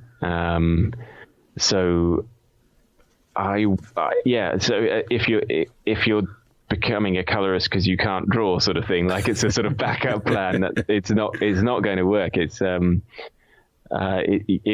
it sort of needs to be a choice. That's what I'm going to do because that's what I'm good at. And it's essentially like painting a page. So it's kind of painting, but without having to think about the actual form and structure of the page, which is kind of nice in a way. You don't have to sort of think, okay, what's the composition of it? You can just concentrate on the actual sort of painting of it. But you do need to know how to do that. You do need to know how light works. You do need to know how light works on a face, on a body, on a material, on cloth, on folds, how, as you were saying before, how to fill a blank space without railroading all over it. And just observe. I would say that would be the biggest thing. Observe other mediums as well. Observe, as I was saying, I use movies as reference a lot because so much effort is put into lighting a movie set and a movie scene, and colorizing it and giving it emotion and so on and so forth. So there's a lot of expertise out there, so use it. Look, just keep observing. That's probably about the best advice I could give. Sure. And don't sit on your ass for too long. Get up and move around every now and again is the other bit of advice I would give. I think that's sage advice for every stage of the comic book making process. Yeah, that's right. Yeah, go out and get some fresh air every now and again. And one final question, without naming any names, has there ever been a time that you've received a page in and the artist has done something and you've gone, oh, come on, what are you expecting me to do here? Yeah, that happens quite a bit. Well, I will name a name because it's certainly not a negative thing to say. I did a series with Boom called Lantern City, and the artist, Carlos Magnos, I think I don't know whether I pronounced that, Carlos Magno, who is an incredible artist. And unbelievably and stupendously detailed. I mean, just jaw-droppingly, mind-bendingly detailed. I cannot understand how he does what he does. And, totally on point with deadlines. He never fell behind. He's a machine, an absolute machine. His artwork's fantastic. But from a colorist perspective, you get these pages in and you look at it and your jaw drops and you're just like, oh my God, that's going to take me all day just to do that one page. So yeah, I mean, obviously the results are fantastic. I'm really proud of that book. But from that respect, it's like, oh, gee, Carlos, how the hell are you doing this? Is there like 5 of you? What the hell is going on? So there's that side. I have had, gigs where I've looked at it and gone, oh my God, that's just not good. I mean, it's just not good. But I think in general, one of my pet peeves is light sources. Where a light source will be coming from 20 different directions on the same frame, and you've got to commit to one of them, but then you kind of realize that the shadow across someone's face on one character is going completely the other way, and what can you do? There's not much you can do about that. That does happen in a surprising amount, actually. And there's not much you can do. You just have to go with the flow. So that, and I guess all artists have a kind of shorthand, whether it's drawing a face or something like that, or they'll have a kind of shorthand quirk. And some of them work and some of them don't. And you look at it and I don't know how that works with color. What is that line there? I understand what he's doing stylistically, but I don't know what to do with it. So you have little things like that, but by and large, I mean, you do what you can with what you get, and some of it is a joy, some of it's more difficult, but you try and improve it, or at least not make it worse. But you don't come across that very often within 2000 AD. I mean, even with the new artists, it's a joy to work on. I'm being very, very lucky to have worked for as long as I have, because as I said, I grew up reading it, so it's always got quite a sort of special place for me.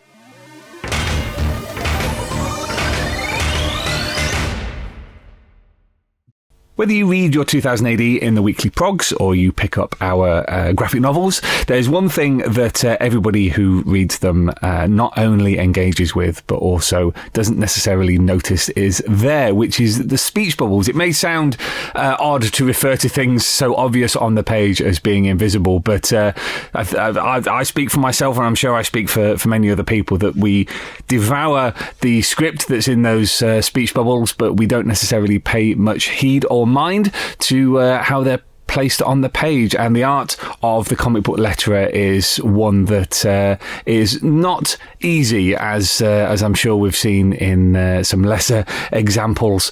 So in this episode, I wanted to get an idea from two of our lettering droids, just what goes into making sure that the galaxy's greatest comic is the most readable comic in the galaxy. So it's an absolute pleasure to welcome a lettering droid of many, many, many years standing, Annie Parkhouse. Welcome to the Thrillcast, Annie. Hi. So you've been lettering comics for a number of years, going all the way back to the days of Lion back at IPC, I believe. That's right. Yeah, I was on the production staff at that point, and had to step in on a lettering job and kind of got stuck. And that's you pretty much stuck firmly then, I think. Yeah, I think so. Embedded. So you were on the production staff. What kind of things were you doing at the time? Because the way that magazines and comics were put together back then, very different to how they are now, isn't it? Very different, yes. I mean, we used to get a lot of work from the Spanish and Argentinian artists, and I think they used to work on a sort of factory system. So if the guy that drew faces was off sick that week, the artwork would arrive, without any visages. So you had to be a little bit deft with pen and brush and fill in the missing bits, so to speak. Wow. Also, a lot of resizing. When you were doing things for annuals, you had to resize the boards, which meant absolutely massacring them in some cases, sticking them back together again. That sort of thing. Title design. But, of course, at IPC we had a studio, very good studio, so although you would design them, it would always be the studio who would make them up into a finished item. And a lot of reprints. I remember the first job I did was actually Dante, and it was where they used to bleach out from the comic themselves, so you got a very loose black and white image that you would, from the colour plate, that you would then have to do a lot of cross-hatching to sort of bring it into black and white. So, and that was the first job I did, and I was shaking so much, it was just awful. So they would literally bleach out the colour from... That's right. Wow, yeah. That's incredible. So you'd get a really bad bromide print that you'd then have to work on, yeah. Wow. So you sit with the manual in front of you and go, oh yeah, that's supposed to be that colour, and you'd cross-hatch it and stuff. Yeah. That's incredible. Just the sheer physicality of that. It's not pushing things around on the screen. It's physically repurposing and, as you say, cutting up and sticking back together. That it's wonderfully, obviously, old school, but also the range of skills you must have had to have back then. Yeah, and of course I started with none. Right. Yes, you spent all your time dipping into black ink, graphic white, an awful lot of graphic white. You got very deft with tape and stuff like that, and letraset. Peeling letraset out of your underwear every night. I mean, it was hell. You've already mentioned about the kind of structure of a big publishing company like that, at IPC, where you have a specific design department. I'm curious what that kind of office environment was like back then, particularly for somebody who's come into it with no skills and is kind of working their way up from the bottom. It was quite anarchic, really. I mean, I could list the staff I was working with, and it was a bit like the who's who of British comics now, looking back. But yes, I just like Disadvantage because I was in the boys' juveniles, and there were no other girls really, apart from there was Jan Shepherd, of course, and Gina Hart, the colorist. But on the actual production side, there weren't that many women. So the editor I was given didn't really trust me at all when I arrived, But we got on really well after that. Yeah. As long as I made deadline, it didn't matter. Well, that's the credo of every editor, really, isn't it? Get it in on time, and he was an absolute gem. Because if I had a terrible hangover and I phoned up, I just had to say, look, I'm sorry, I can't come in. I had a really rough night last night, and he'll just say, get down the pub, get another drink, and we'll see you tomorrow. Oh, what halcyon days! Oh yes, I hope John Sanders isn't listening to this. Yeah.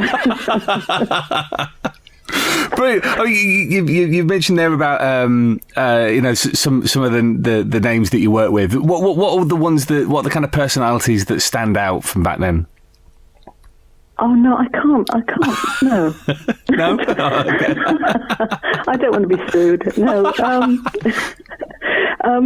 Who did I work with? Well, I mean, Jan Shepherd, of course. Yeah. With her connection with Judge Dredd is a well-known name now. Absolutely. I worked with Des Skin. Oh yes, yeah. He was in the next office on Buster, and Steve Parkhouse was on Whizzer and Chips up the corridor, and yes. John Burns. Yes. Right, excellent. Well, these are all names that Chris Loader. Oh yeah, of course. Yeah. Brilliant. And so, where were the IPC offices at that point? In Farringdon Street. Farringdon Street in London. Okay, cool. Yeah, it was just before they moved to Kingsreach. I'd gone freelance by then. Okay. Is there anything that you miss about those early days of paste up and hand doing things, as it were? Well, I did carry on doing that at one point. Steve was rewriting, and I was doing a lot of cutting and sticking on 3 of the Marvel UK comics at the time. That was in the 80s. That was a bit of a nightmare because I also had a full-time job, so I'd come home, start work at 7, finish about 2 in the morning, then have to get up again at 6 to get it on the train. I only managed that for about 18 months before I collapsed. Right. But, yeah, so I was still doing plenty of production work at that point, but that was the last time. As far as on the lettering side, I really miss seeing the artwork. That was always a treat. It's not the same when you get a 72 DPI. JPEG come through.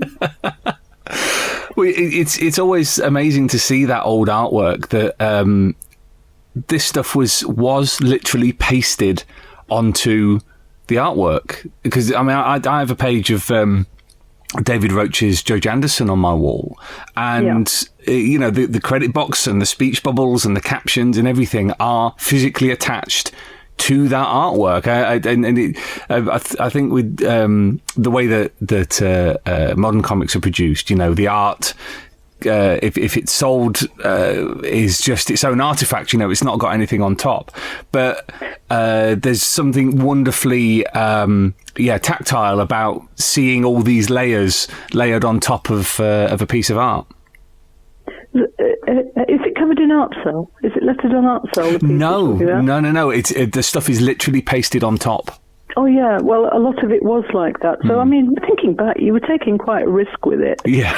And then when they changed the process, they needed a separate black film for the lettering. So then we were lettering on acetate over the top, which of course is what collectors love now. That they got artwork that didn't have any lettering on. Yeah, absolutely.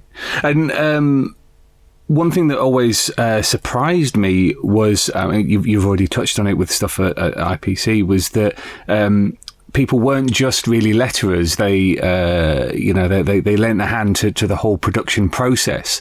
I think there were people who were letterers who were also doing spot colours on double-page spreads on Judge Dredd and things like that. Yeah, we had to do a certain amount of colouring and also doing colour separations for the printers. And I mean, originally it was still hot metal. So you were phoning up the printer and saying, do you think you could just chip out a bit of that, and if there were any mistakes made, you know. But obviously that's all got far simpler now. Yeah, absolutely. How long were you at IPC for? It seemed like forever, but in fact it was 2 years. I think I started just over 2 years, and then the pressure of my freelance work was such that I had to leave. I mean, I just wasn't functioning doing a full-time and freelance. I mean, work just absolutely exploded. Right. So, and I won't say I never looked back, because after I moved up to Carlisle, I was pretty well unemployed for about 2 years. I was at art school, and I was hoping that my lettering work would see me through art school, but it didn't. Things got really, really difficult. Right. And then, of course, it all took off again, and that's when all the resizing work and that sort of thing came in. Right. Okay. So the full-time day job and the freelance, the full-time was at IPC, and the freelance was that lettering stuff? Was that production stuff, or? Well, I was at art school. Oh, right, okay. Oh, yes. I started out full-time at IPC and doing freelance. Then I went freelance for a while, moved back to Carlisle, went to art school, was doing some freelance, and then I started teaching at the art school. Right. So the lettering has been a constant theme all the way through, but I've usually done something else, because, I mean, I really think over the decades I would have gone crazy if I'd done nothing but lettering all those years. You laugh. So, yes, I've done lots of different things, worked in bookshops, I work as an architectural librarian, I did alternative therapies. The longest thing I did was teaching ceramics at the art school. Oh, wow. Okay. And over time, over the decades that you've been doing this, is it something that has got to the point now where, because of the technological changes, you kind of, is the kind of thing you can do in your sleep, or is it still something that's very involved that you still take a lot of care over? Oh, I still take even more care, really, right? Because I mean, it used to be with the pressure of deadlines, you really just had to get the damn stuff off to the post, you know. Now you've got a little bit more time, because you can send any time.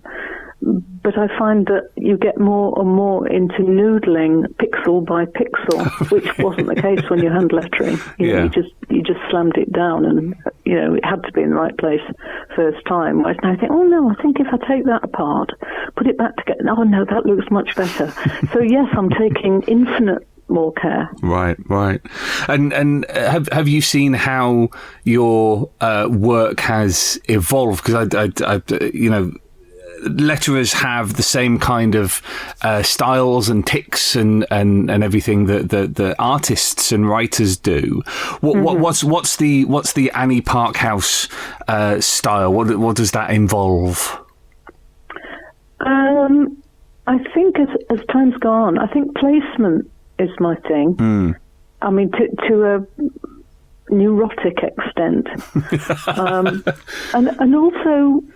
I'll do something and I think, now why haven't I been doing that for years? I mean, things like the thickness of the tail.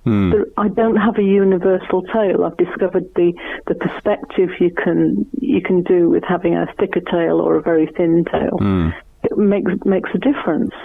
Just little subtleties, which your average punter probably won't notice, but I suddenly think, oh no, that works. Maybe I'm just going crazy, and no one's told me yet.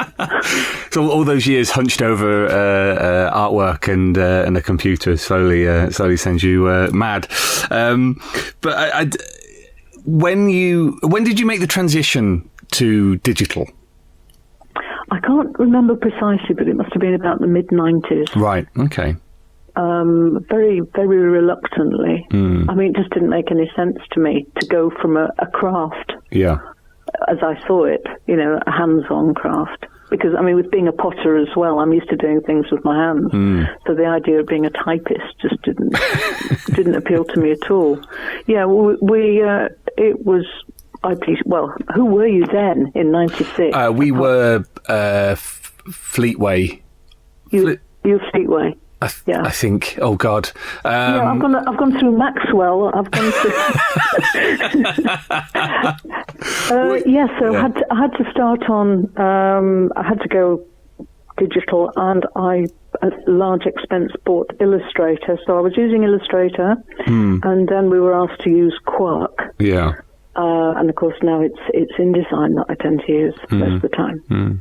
And what kind of impact did that have on the way that you lettered pages? So obviously, we've already mentioned the kind of the fact that you can make tiny changes. But did you take to it well, or was there a period of struggle where you tried to marry up what you knew with what you were discovering?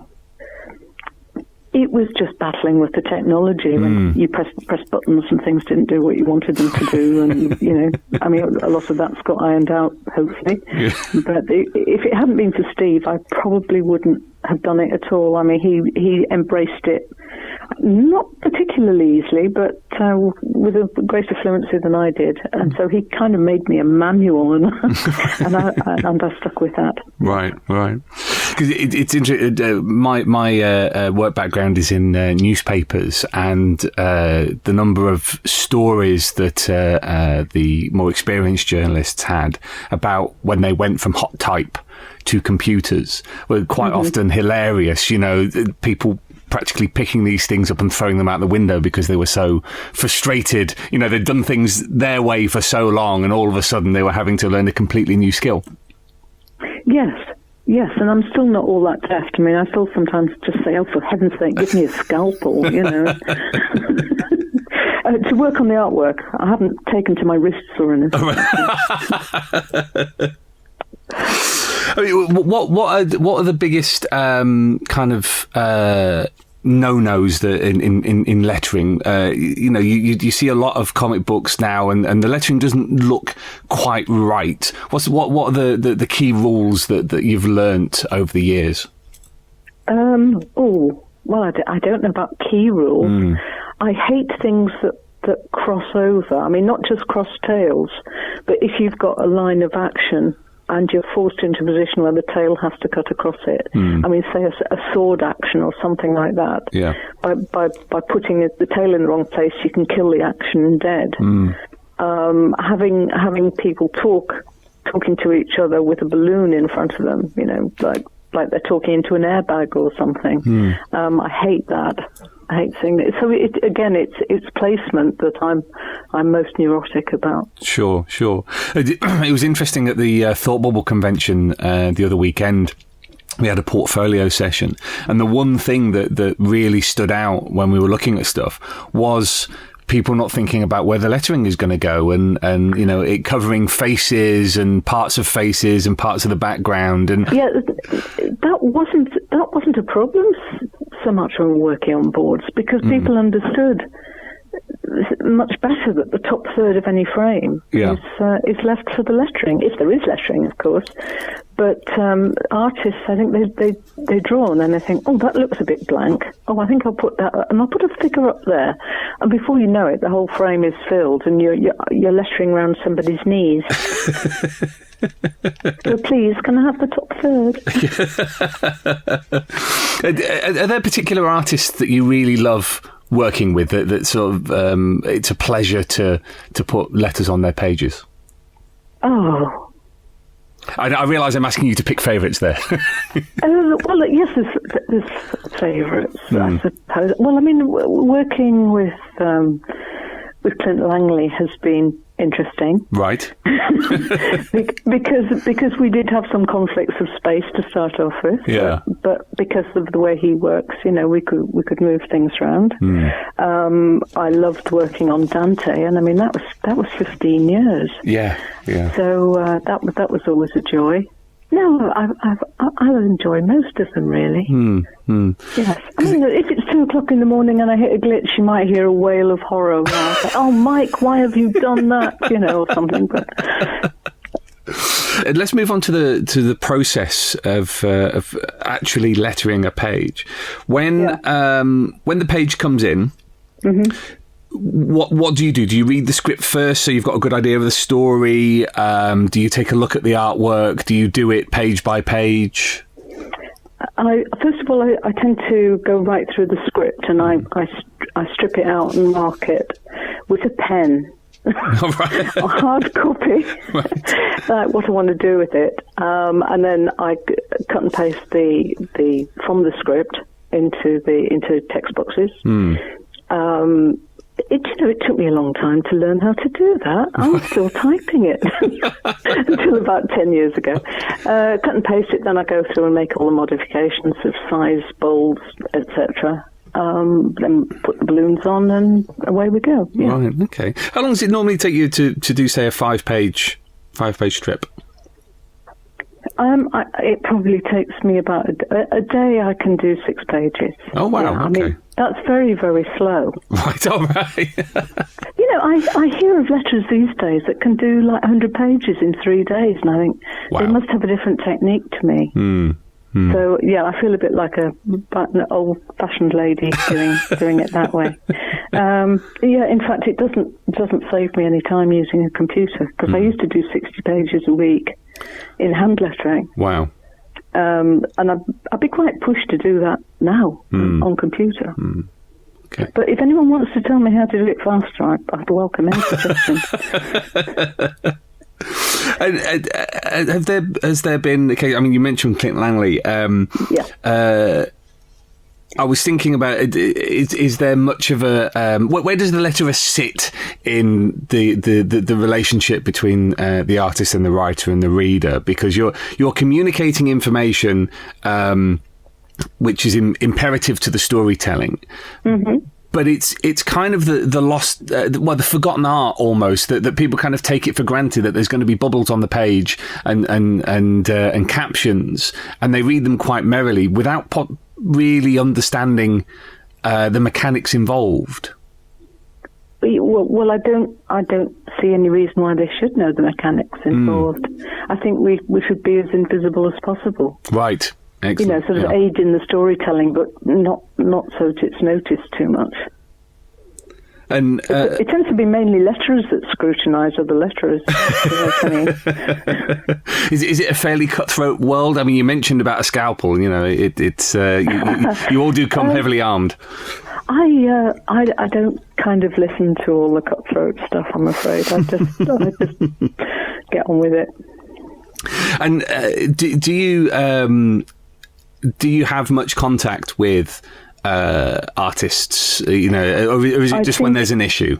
I think it is so much better if you do have communication with the artist and possibly the writer too sometimes.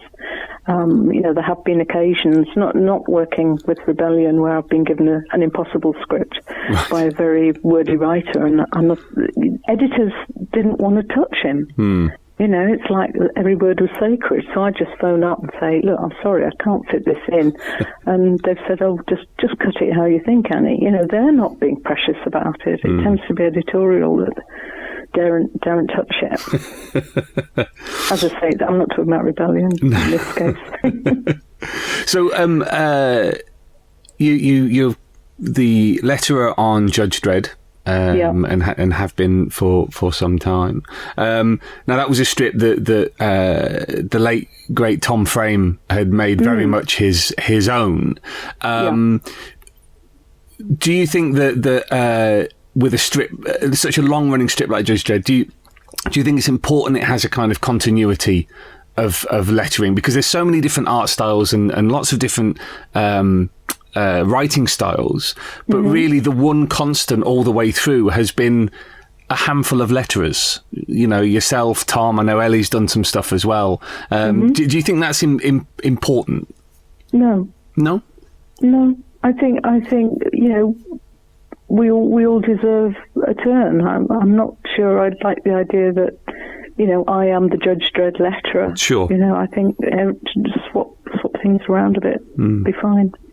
I don't know that my lettering suits every artist, to be honest. Okay, that's interesting. Have there been times you've looked at art and gone, this isn't really going to fit? Yeah, I think so. And strangely enough, I can't letter Steve Parkhouse's work. Oh, really? He does letter his own anyway. But whenever I letter his, and when I have to because of time, it's just never looked right somehow. Right. Because his artwork is so distinctive that his lettering fits. So, yes, that's always been interesting. Yeah. And as this has been something that has been a constant in your life, but something that you've fitted around other things, do you how do you feel sort of looking back on that fateful day when somebody said do some lettering and in your own words you got stuck doing it? How do you feel about that? Grateful. Yeah. I think, that I've always had a constant, whatever else has been going on in my life, the lettering and the comic book work has always been a constant, which I've enjoyed. Sometimes I've thought it has stopped me from doing other things. When things have got tough and you just hold on that little bit too long. Yeah. Rather than jumping ship. And then, of course, the lettering comes back and you think, oh, great, I'm back into my pool of light, my comfortable pool of light where I can work happily, listen to music, and I sink back into it. So, yes, it stopped me being a bit more adventurous in other directions, probably. That's the only sort of negative thing I can think about. Also, when I say I was asked to do some lettering, it was really quite dramatic. It was like the moment the understudy has to go on stage. Someone came in and said, the show must go on. It was a Friday and it's got to go off, first thing on Monday. And I carved it out of concrete. So it was ready for the Monday. But yeah, it was very, very stressful. Are there any particular strips that stand out in your memory as being ones that either you've been proud to have worked on or that you are very proud of the way that you handled the lettering on that? Oh, I don't think that's a very fair question. No, I don't. I'm not a very proud person. No, it's good. I mean, it ties in nicely to the chat we had just a moment ago about how lettering should be the invisible element of it. It's if you're noticing it too much, then something you're not doing your job. Yeah, exactly. That's exactly. Right. Yeah. But yeah, I mean, just the names that we've mentioned over the course of this chat they've helped make 2000 AD number one readable on a purely basic level, but also they do have you've all helped bring a great deal of consistency and readability to the comic, and I think without yourself, without Ellie, without Simon, who we're going to be chatting to in a little bit, without people like Tom and Richard Starkings, people like that, it wouldn't necessarily be the comic that it is, because the lettering is such an intrinsic part of that. Yes, I think so. Yes, it's what makes a comic strip. Fantastic. Well, Annie, I have run out of questions. Okay, well, a pleasure speaking to you. And you, thank you so much for taking the time to have a chat with me. Bye.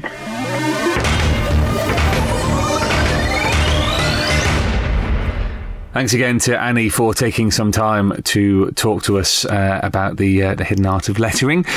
We've got Simon Bowland, who's another one of our letterers, coming up in a bit. But before then, we have our now regular feature, Ask Tharg, where we invite the Mighty One himself to come down into the sub-basement to answer your questions that you sent in. If you'd like to ask Tharg the Mighty himself a question, then please do drop a line to thrillcast@2000adonline.com.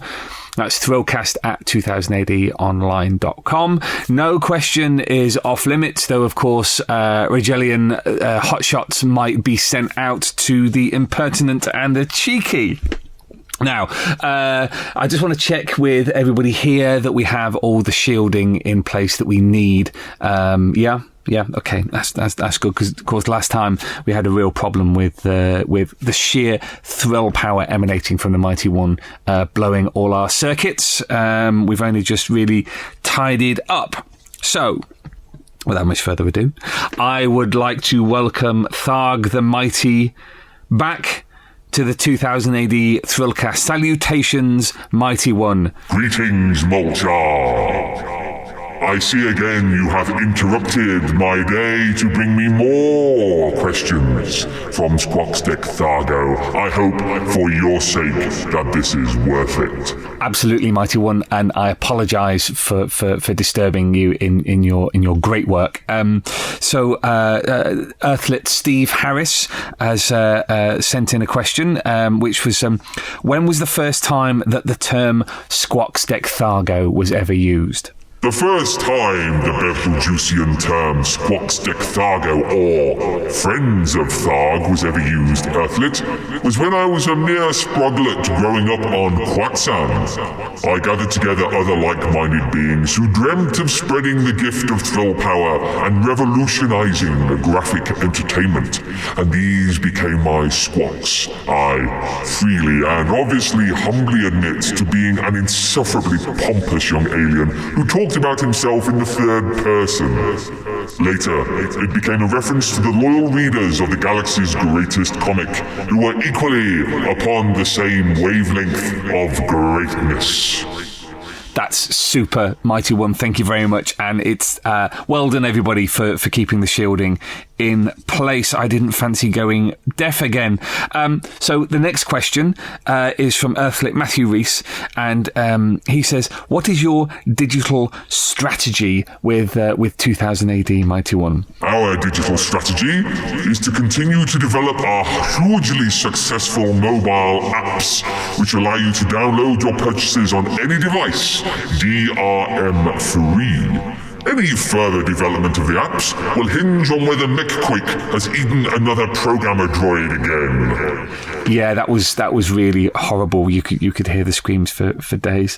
Thank you, Mighty One. The third and final question, Your Mightiness, is from Earthlit Richard Anderson, who says, with the recent return of John Smith to the prog, is there any chance we'll see any more Devlin War in the near future? I would very much love to have Devlin War back in the comic of tomorrow, Earthlit, but alas, he remains resting for now, while the Smith droid conjures up new adventures.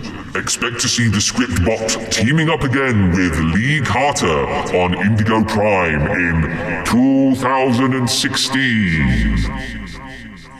And with that, the Mighty One has left the sub-basement. Thank you very much indeed to His Mightiness for taking the time to answer Earthlit's questions. I am all in one piece, as is everybody else, though the containment field is going to take some bolstering, I fear. Like I said, if you've got questions for the Mighty One, then please do send them to thrillcast@2000adonline.com.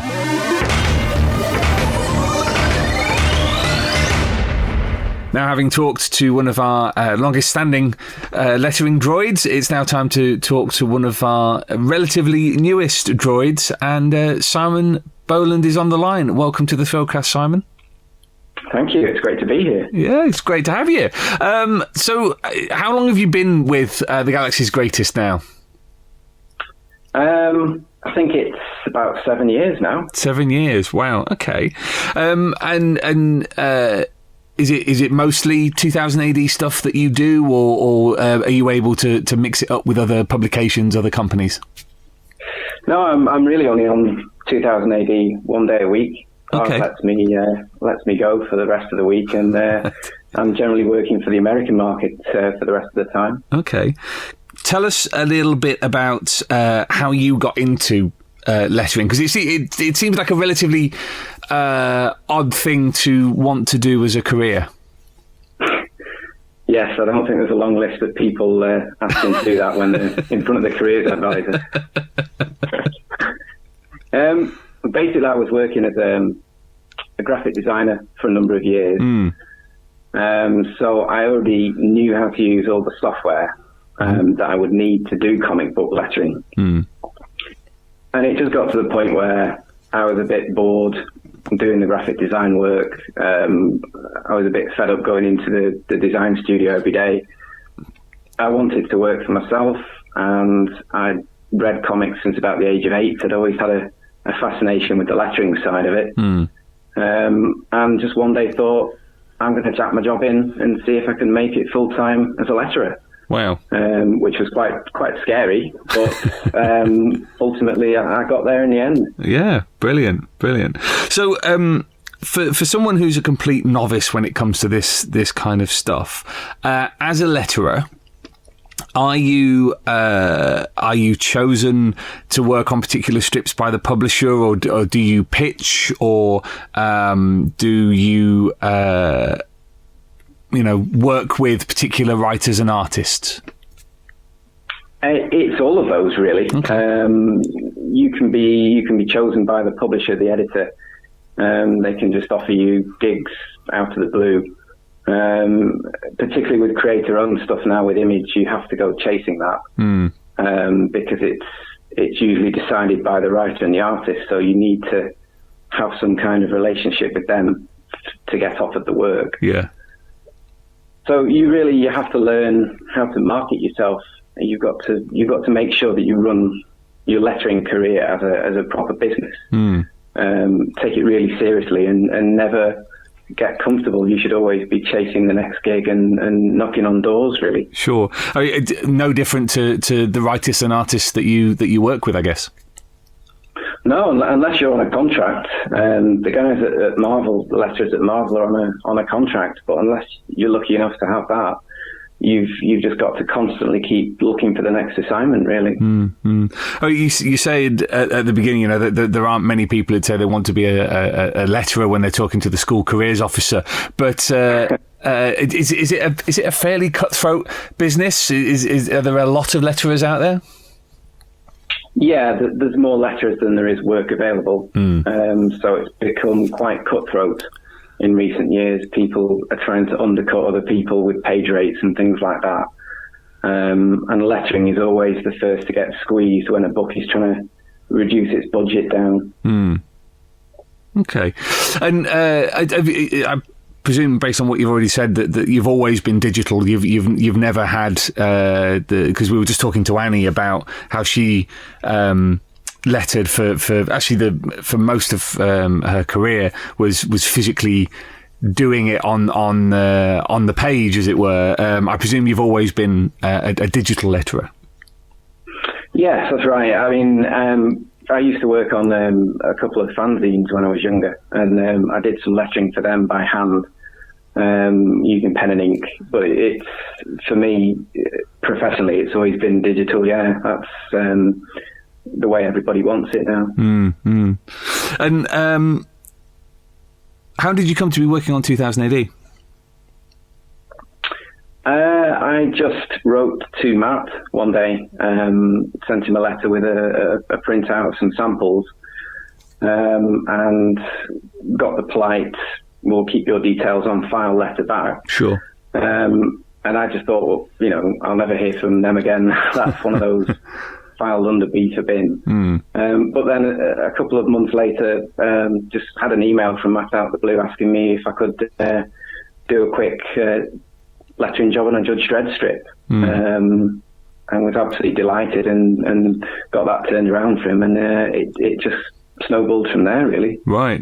I presume that was probably one of the Was it the quickest turnaround you've ever done, or was it the most meticulous turnaround you've ever done? Both. Quick and good, wow. Very, very quickly. Right. I don't think I slept much that night. It had to be done quickly, but obviously I desperately wanted to impress Matt. Yeah. Because I'd grown up reading 2000 AD from a very early age as well, it was a huge deal for me. So I wanted to make sure it was as perfect as I could possibly make it, but at the same time, I had to show Matt that I could turn work around quickly if I needed to. Sure.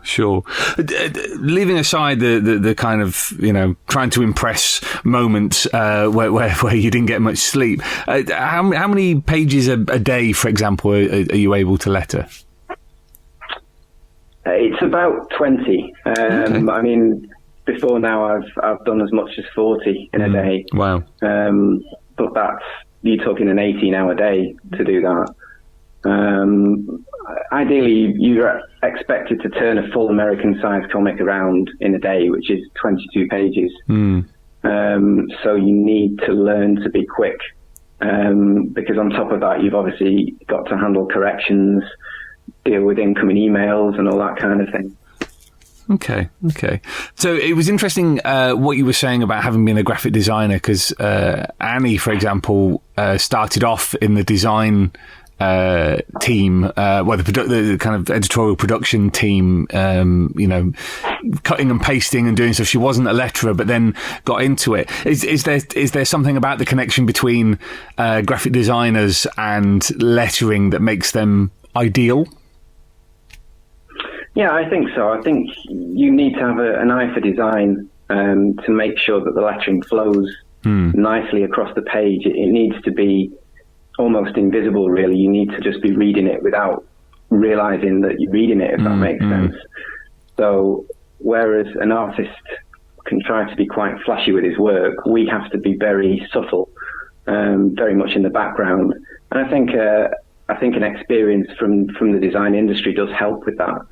But also, for myself, when I was working as a graphic designer, I also learned about print and production.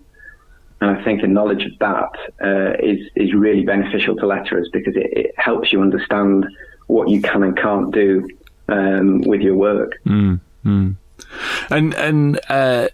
in terms of what you do, it is the art of lettering more than just bubbles? Is it sound effects? If so, is that an opportunity for a little bit more kind of out there creativity? Yeah, sound effects are the part where we can really cut loose. Right. But again, we have to make sure that we don't make it all about the lettering. Even with a dynamic sound effect, it still needs to complement the artwork. It still needs to not cover too much. It needs to blend in quite nicely. But yeah, it is a chance for us to be a bit more creative than just the basic dialogue balloons. Sure. Are there different demands from working on something like 2000 AD and working on American comic book? Are there different demands as to how you actually do the lettering on the page? Are there different kind of house styles at all, or is it very much your judgment on how you do things? No, it's very much my judgment. I've been really lucky that the editors that I've worked with have always trusted me to do my own thing. I've never really been directed to follow certain styles or anything like that. Sure. So it's all about, a letterer has a lot of fonts available to them nowadays, and you can either constantly use different ones for different assignments, or you can stick to the same one so that your work is a bit more recognizable. But it gives you the opportunity, to try out different styles. And as I say, I've always been lucky to have editors who have basically just said, we trust you and do what you do best. Yeah. That was one thing I was going to ask you about was fonts, because you say, the world is your oyster now as to what font you use. But you look at like somebody like Tom Frame or Steve Potter, they had very, very distinctive ways of lettering. So they were, particularly Tom's was unmistakable on the page. Definitely. is there a particular font that you favour, or maybe one that you've created yourself, that you would like to be recognisable as your work? Yeah, I'm looking to roll out my own personal font next year. Oh wow! Okay, and that will be one that can't be bought by anybody else. So it will basically, when you see that font, it will be my work. Okay. And I think you need, if you want to establish yourself as a letterer, I think you need that, because it's too easy for somebody to just buy the same font that you're using, and then to the untrained eye, your work starts to blend into their work. Like you say, guys like Tom Frame, I mean, his work was, you could look at a page and immediately know, without looking at the credits, that it was his work. Yeah. And I'd like to go down that road myself. I'd like to be a bit more identifiable by the fonts that I'm using. So yeah, that's something that I'm looking to start using next year, hopefully. Oh, brilliant. Okay. What makes a good font from a comic book lettering point of view? I personally think a nice, clear one is best.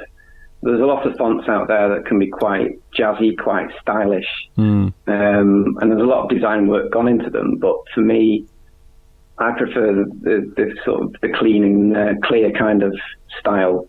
Again, if you look at Tom Frame's work, there was no fancy characters in there. It was very clear, very easy to read at any kind of size, but it worked superbly well. Is there a time when a script has called for an unusual font or an unusual approach, and you've not been 100%, this is the right thing, or have you made the best of the situation? I think I've moaned at the editor. I used to get that quite a bit when I was working at Marvel. They used to have quite an interest in using lots of different fonts for different characters to give them a different style of speech. Yeah. But I used to try and discourage that, because I personally thought that made the page look a bit messy, and it was calling too much attention to the lettering, and making it more than it should be.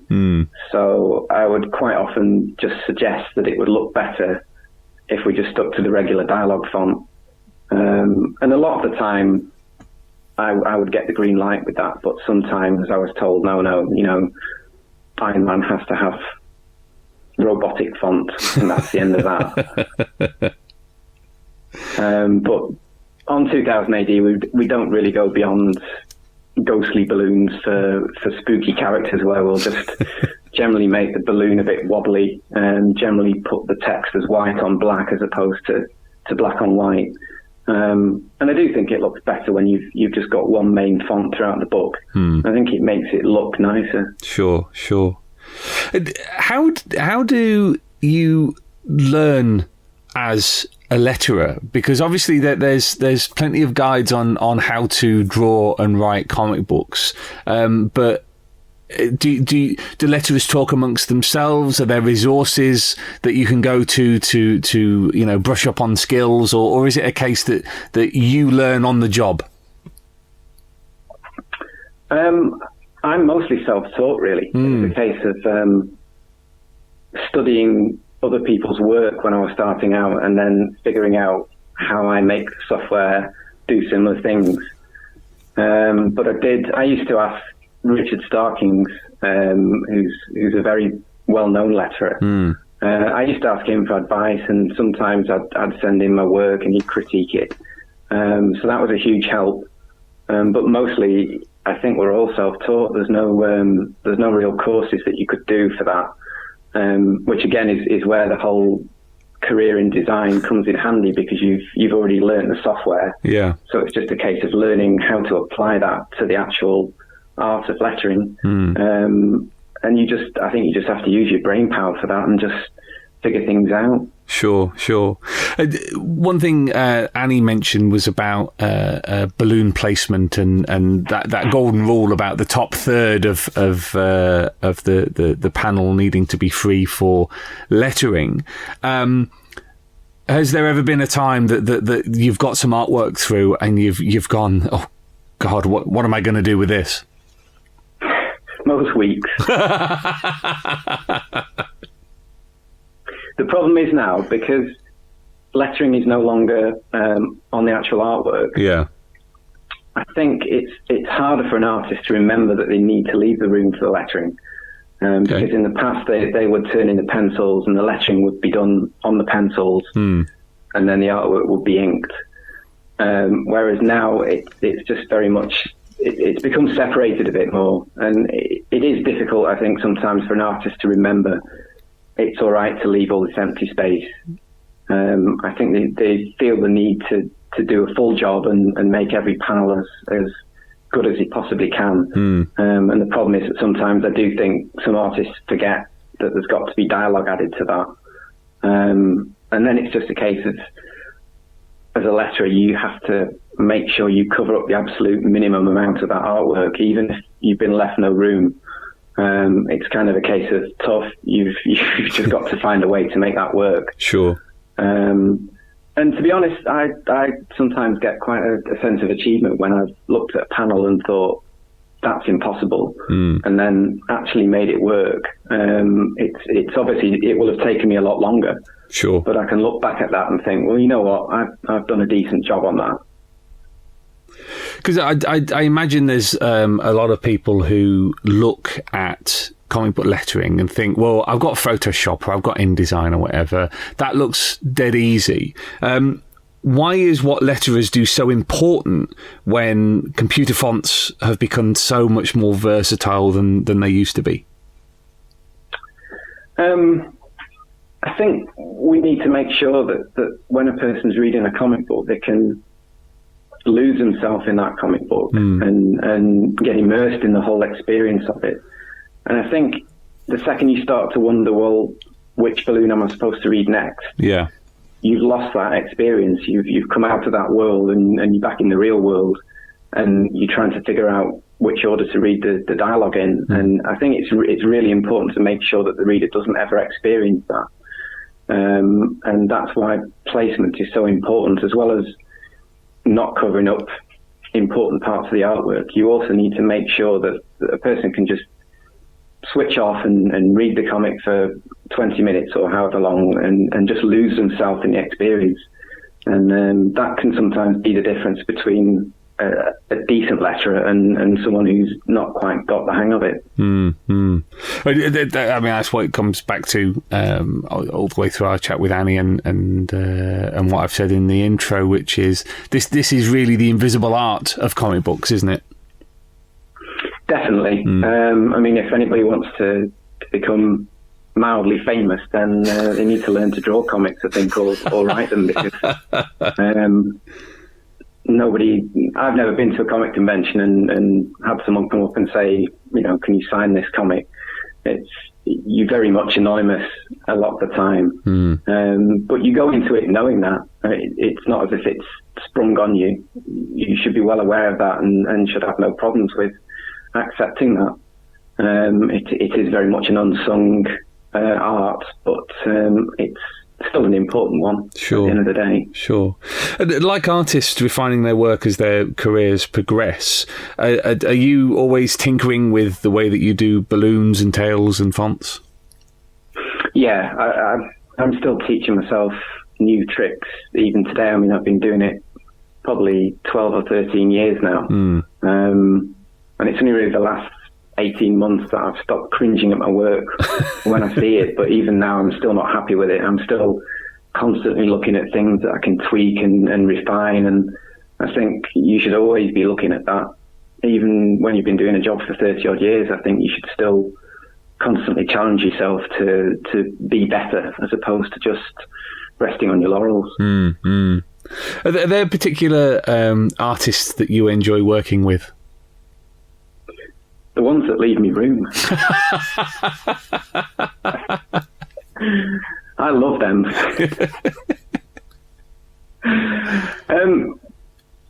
It is the ones that leave me room, to be honest. It's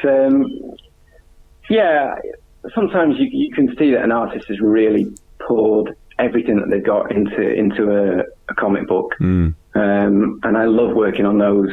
It motivates me knowing that they've done absolutely everything that they could, it motivates me to do my absolute best job. And it's the same with writers. When you read a script that blows your mind, you just think, I'm going to give them my absolute best, because they've given their absolute best. Sure. And it's really, I'm happy to work with artists of any styles. I don't really have a preference for that. It's just, I just like to see that somebody's put the passion and the heart and the soul into a page, and it motivates the rest of the team, I think, at that point. Yeah. Brilliant. Well, Simon, we've run out of time, but thank you so much for chatting to us about the invisible art of lettering at 2000 AD. Oh, it's been an absolute pleasure. Thanks for asking me.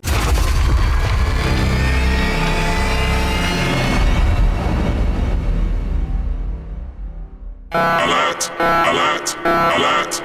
Fill power levels dangerously high. Alert! Alert! Read 2000 AD every week. Ask your comic book store or newsagent now. Subscribe to the galaxy's greatest comic at 2000ADonline.com.